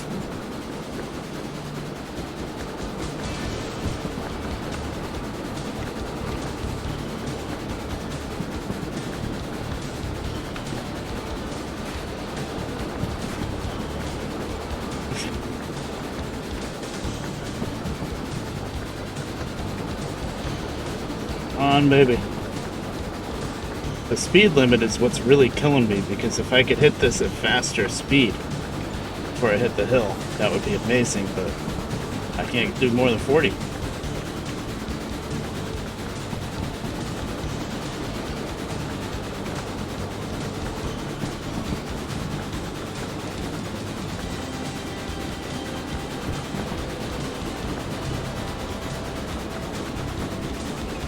Cross your fingers, we're just starting to hit the hill now. And it's a long hill. And I've already got her opened up almost all the way.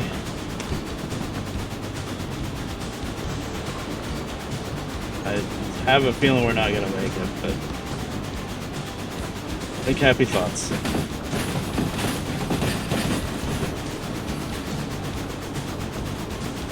Yeah, we're already losing speed.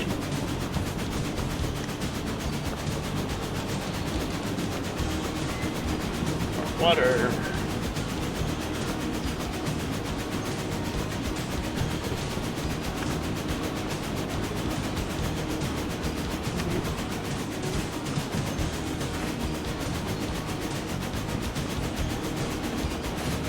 Worst case, we run out of steam, and then we have to stop and try to get started from a stop on a hill, and then we end up giving up and rolling back to the harbor.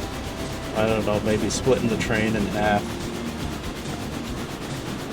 Making 2 runs out of it.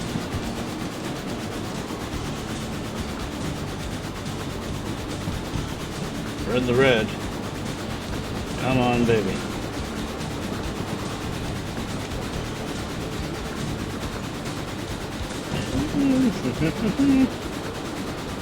We're still up near 40. But we're just starting this hill. I don't see the blue marker where we are, but we got to make it up to that Y switch before the hill stops. So we've still got a pretty long ways.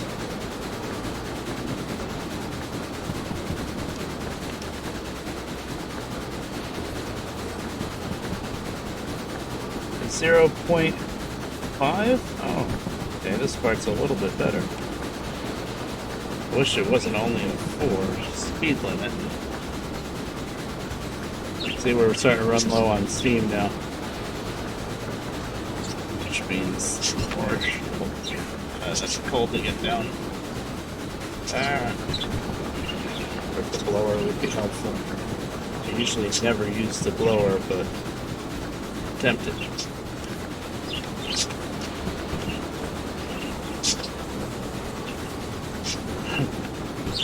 If I didn't add the 200 and something tons of empty boxcars, I would be able to make it pretty easily, but that's where the challenge comes in, you see. Okay.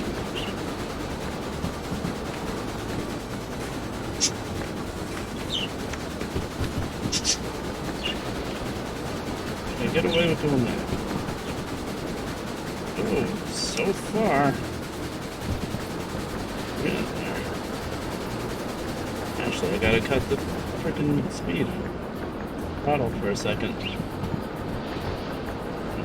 In a second. Give the steam a little bit of a chance to build back up.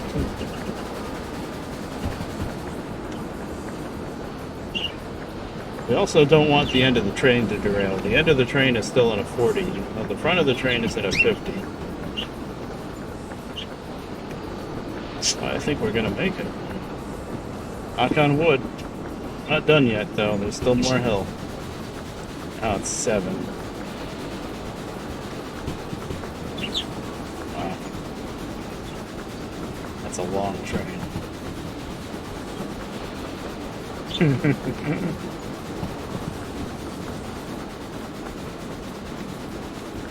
The steam's back up. Cup's getting lower.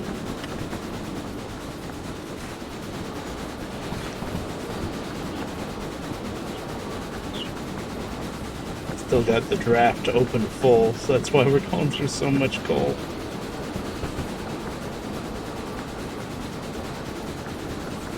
but we're making it.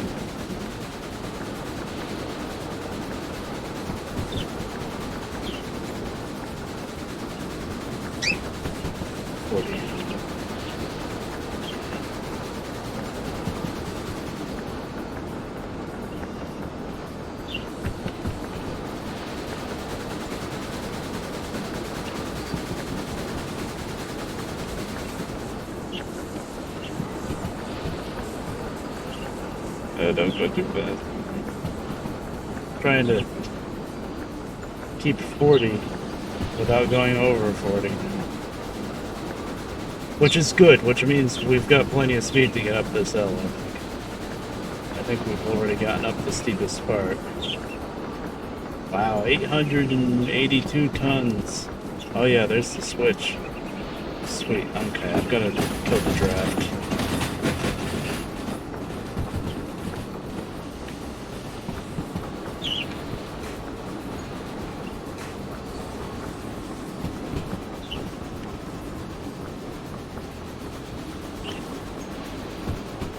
Wow. 882? That's definitely the most tonnage I've ever gotten up that hill. And we did it, that was almost easy. But that was because I had this temperature needle way up in the red. That's what you gotta do, you gotta really get that thing hot. Thought we were done with the hill. I guess we're not done with the hill until after this switch. I celebrated too quick. We got lots of steam though, so we should be okay. It's almost maxed out.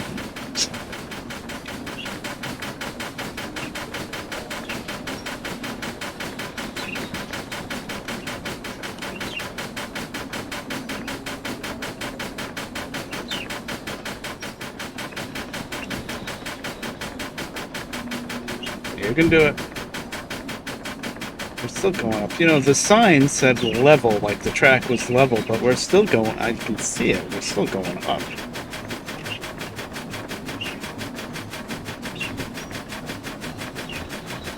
And I can hear that we're still going up.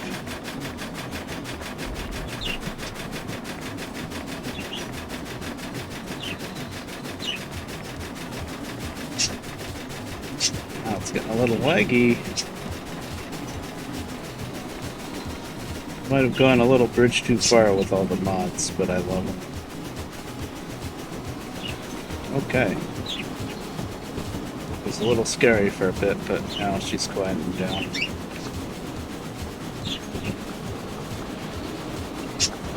Up the mountain we went.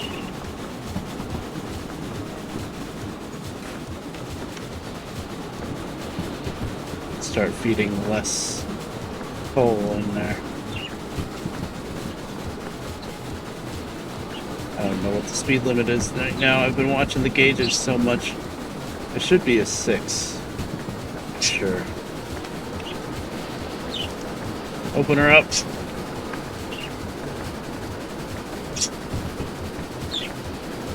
There's the end of the train. It's pretty far back. Maybe not quite open her up just yet.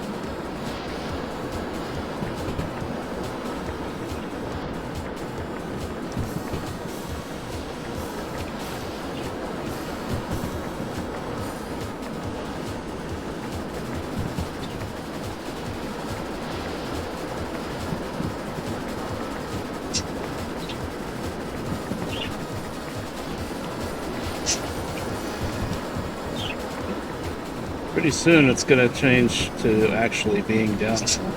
Not quite yet, but get there.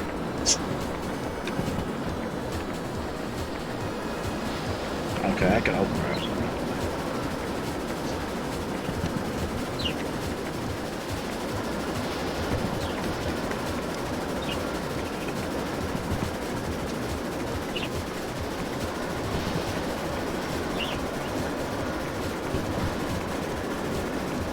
Now we're doing 60. Oh, 8. Of course, Not until the end of the train gets past that sign, which is going to be a little while.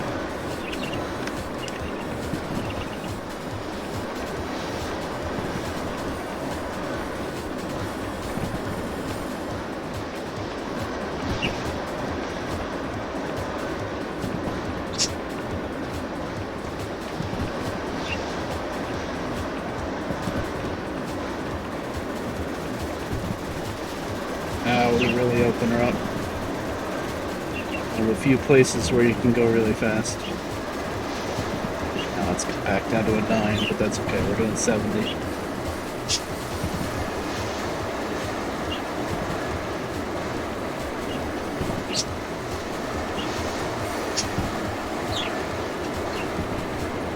After 80 with the steam engine, any faster than that, it starts getting a little scary. It gets a little dicey.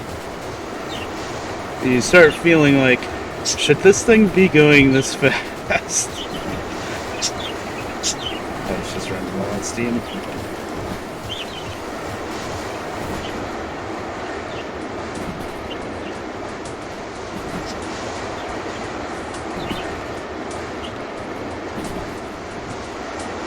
$70.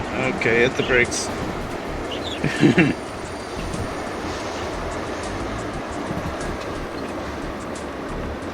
Hit the brakes too much, which is always what I always overbrake, but it's better than the option. Well, now we're at a 60, so I didn't overbrake that much.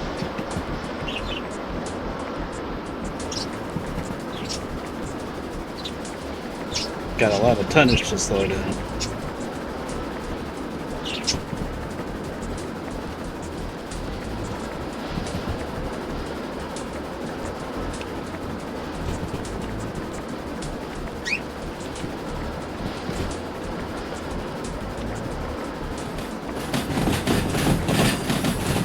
But not until the whole train's through that switch, which is going to take a while.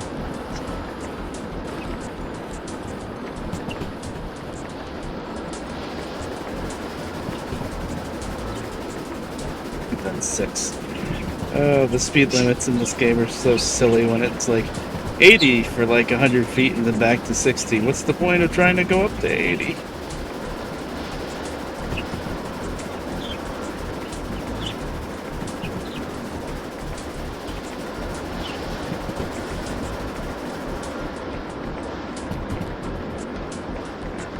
And now we're going down. Okay. That's the first time I noticed it say specifically downhill, but I think we're just going down. Okay, we're doing 50. Which is good because we're going through a switch here. Now 9. Of course not for a while. I gotta make sure. I haven't played this in so long. I don't remember where I came from when I went. No, I came from Hartwell. Anyway, I gotta make sure the switch is right, because I don't want to go through the steel mill. I want to make a left and go down into the farm. So this next switch we're coming up on, I gotta make sure it's turned. Actually, I probably am gonna have to turn it, because usually it's the other way.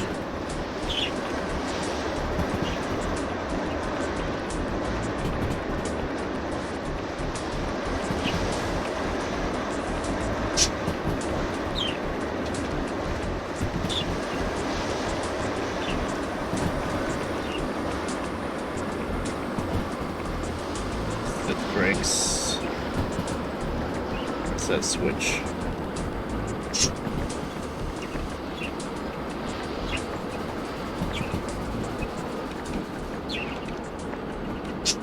There we are. Yep, that's wrong. Okay, I do believe the speed limit down there is going to be a 5. We're only doing 40, so we're good. Whew, this is fun. This is quite different than switching, isn't it?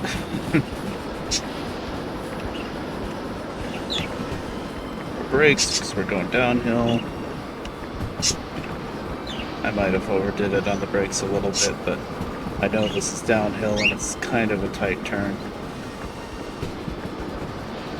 Supposedly it's a 5, but I would almost think this turn would be a 4.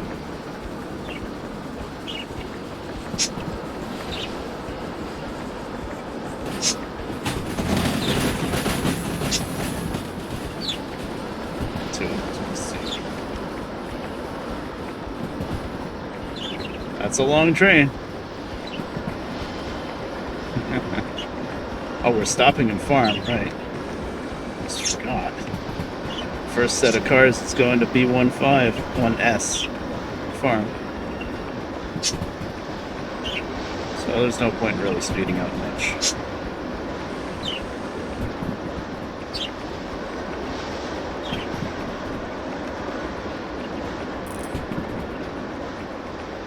I actually let the fire get down low enough to buzz me for adding coal.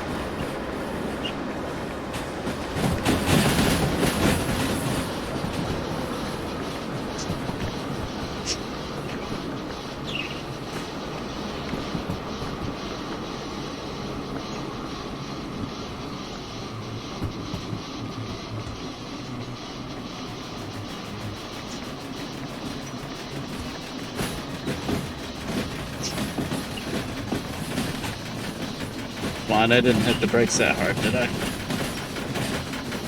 1S is going to be all the way over, yeah. And of course, there's a few cars parked there, of course. Just to make it more difficult. Wow. I'm pretty proud of this train. Love the steam engine.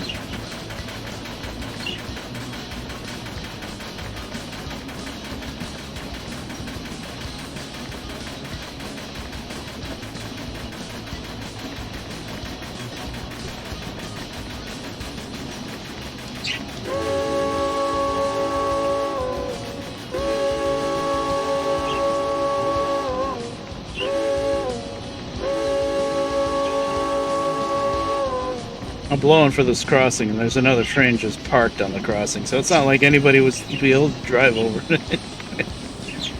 But whatever.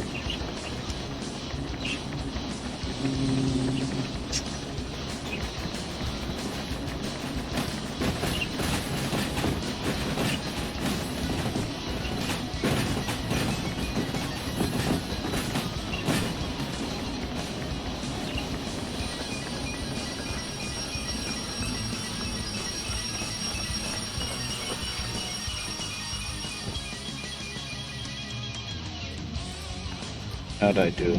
Yeah, that's pretty good.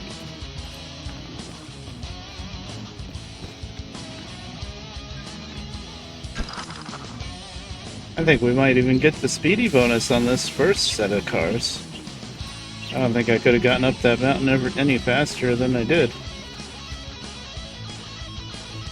It's the speed limit's really limited, dude. Get in the engine.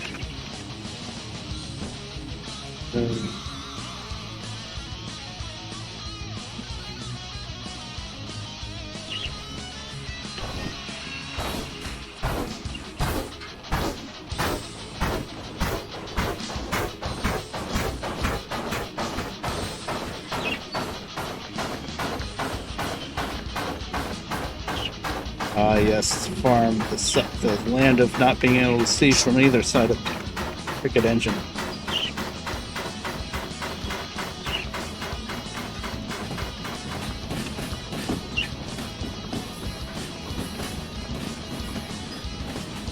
Friggin' troll trees down there. Somebody cut down those trees. Oh, now there's a sign. Nice. I think we're past the switch. Let's find out.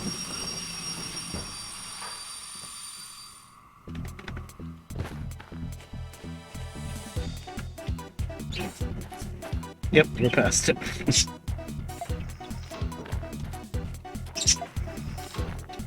All the way over 1S. Okay. So there's some flat cars sitting there, so I gotta kind of creep into them.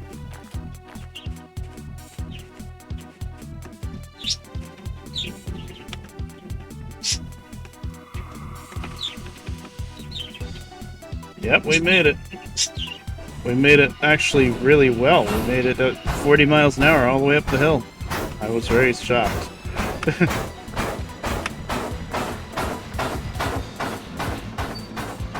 $882 tons. Burned through a ton of coal, I'm sure. And had that firebox really freaking hot, but that's the only way you're gonna make it. I can't see.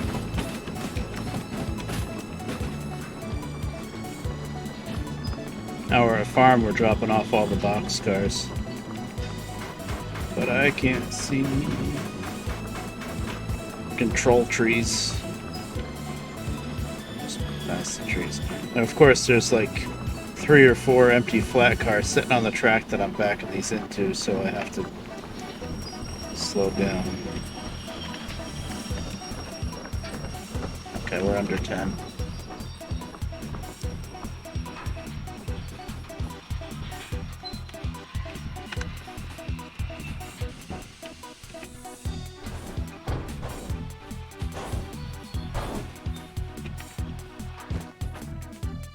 Let's see, did we hit those flat cars yet? Nope, not yet. 3 or 4 cars. About.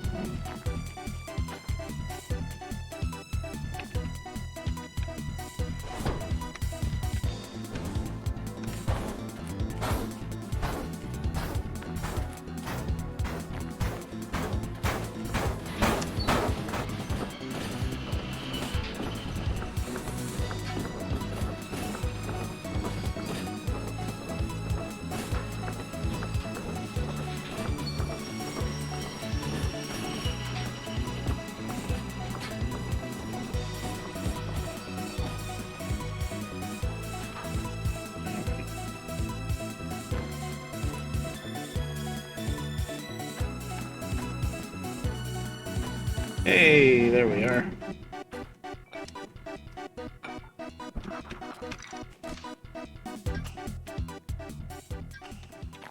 Now, are these all hooked up? Sometimes they're not. 3 cars here, they're better be all hooked up, yeah.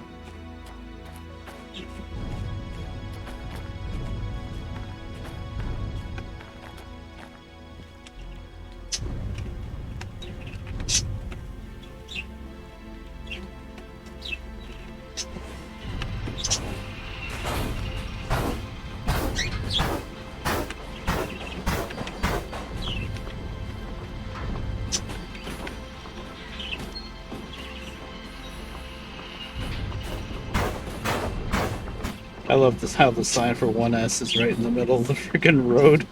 It's like the railroad don't give 2 craps about the fact that there's supposed to be a road for cars here.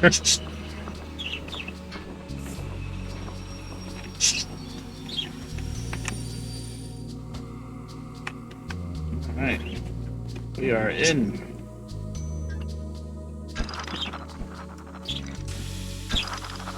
I say unhook, I mean unhook. Set some handbrakes.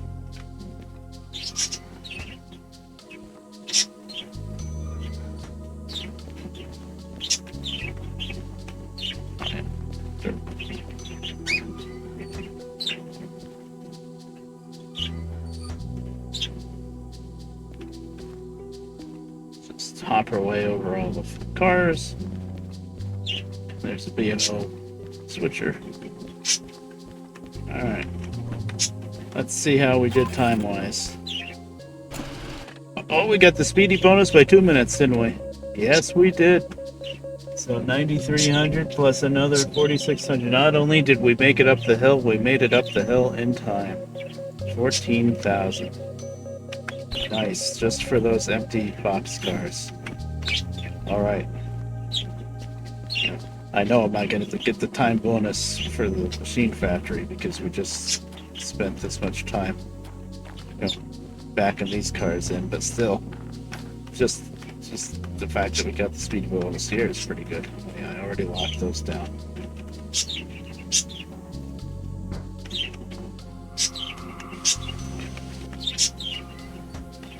I love the lights for the gauges. Makes reading the water sight so good, so easy. Hold on. Mother's messaged me. She's probably telling me it's dinner time. Yeah. Whopper.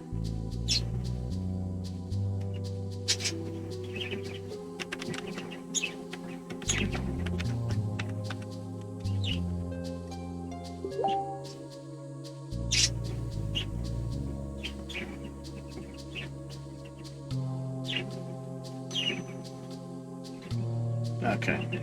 Well, at least we didn't leave it with a cliffhanger of in the harbor not knowing if we were going to make it up the hill. We made it up the hill. Of course, getting into Machine Factory now is another hill, but we did just shave off 200 tons here, so I know I'll be able to make it into the Machine Factory.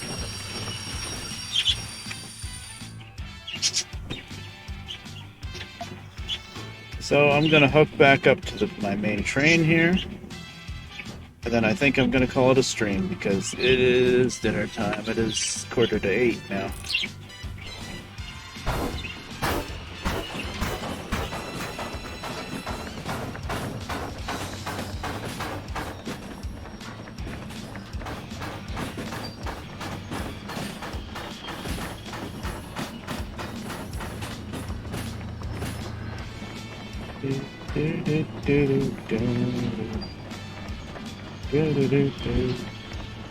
Punch Out is a game that I didn't have, but my friend Jason had it. And whenever I went to his house, that's probably what we played.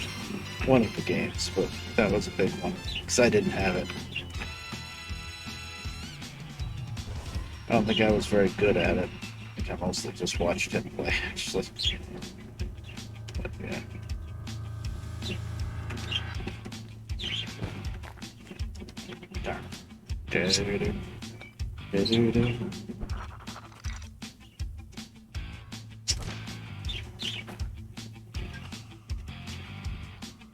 Alright. Next time I stream Derail Valley, whenever that will be, we'll have the rest of this train, which is a set of crude oil sandwiched by 2 sets of acetylene, nice and dangerous. We'll have this train to go to a Machine Factory, which means we're going this way. I'll show you. We're at the farm now. We got to go just straight through Oil Well Central, and then these curves here, which have a chance to hang you up, and then around City Southwest. This curve here is a 30, so you go faster than that. We're gonna, catch the whole city on fire. And then you get up this way. This is a pretty good uphill climb, but we just got rid of 200 tons of box cars, so it shouldn't be too bad. And then there's Machine Factory. So that'll be next time. But we are out of time for today's stream because I need to go downstairs and eat. So, I will see you guys around later. Oh, stick around for a second. Let me see if somebody else is streaming. I always forget. I always forget to check. Not really. No. Go wherever you want. Alright, I'll see you guys around. Later.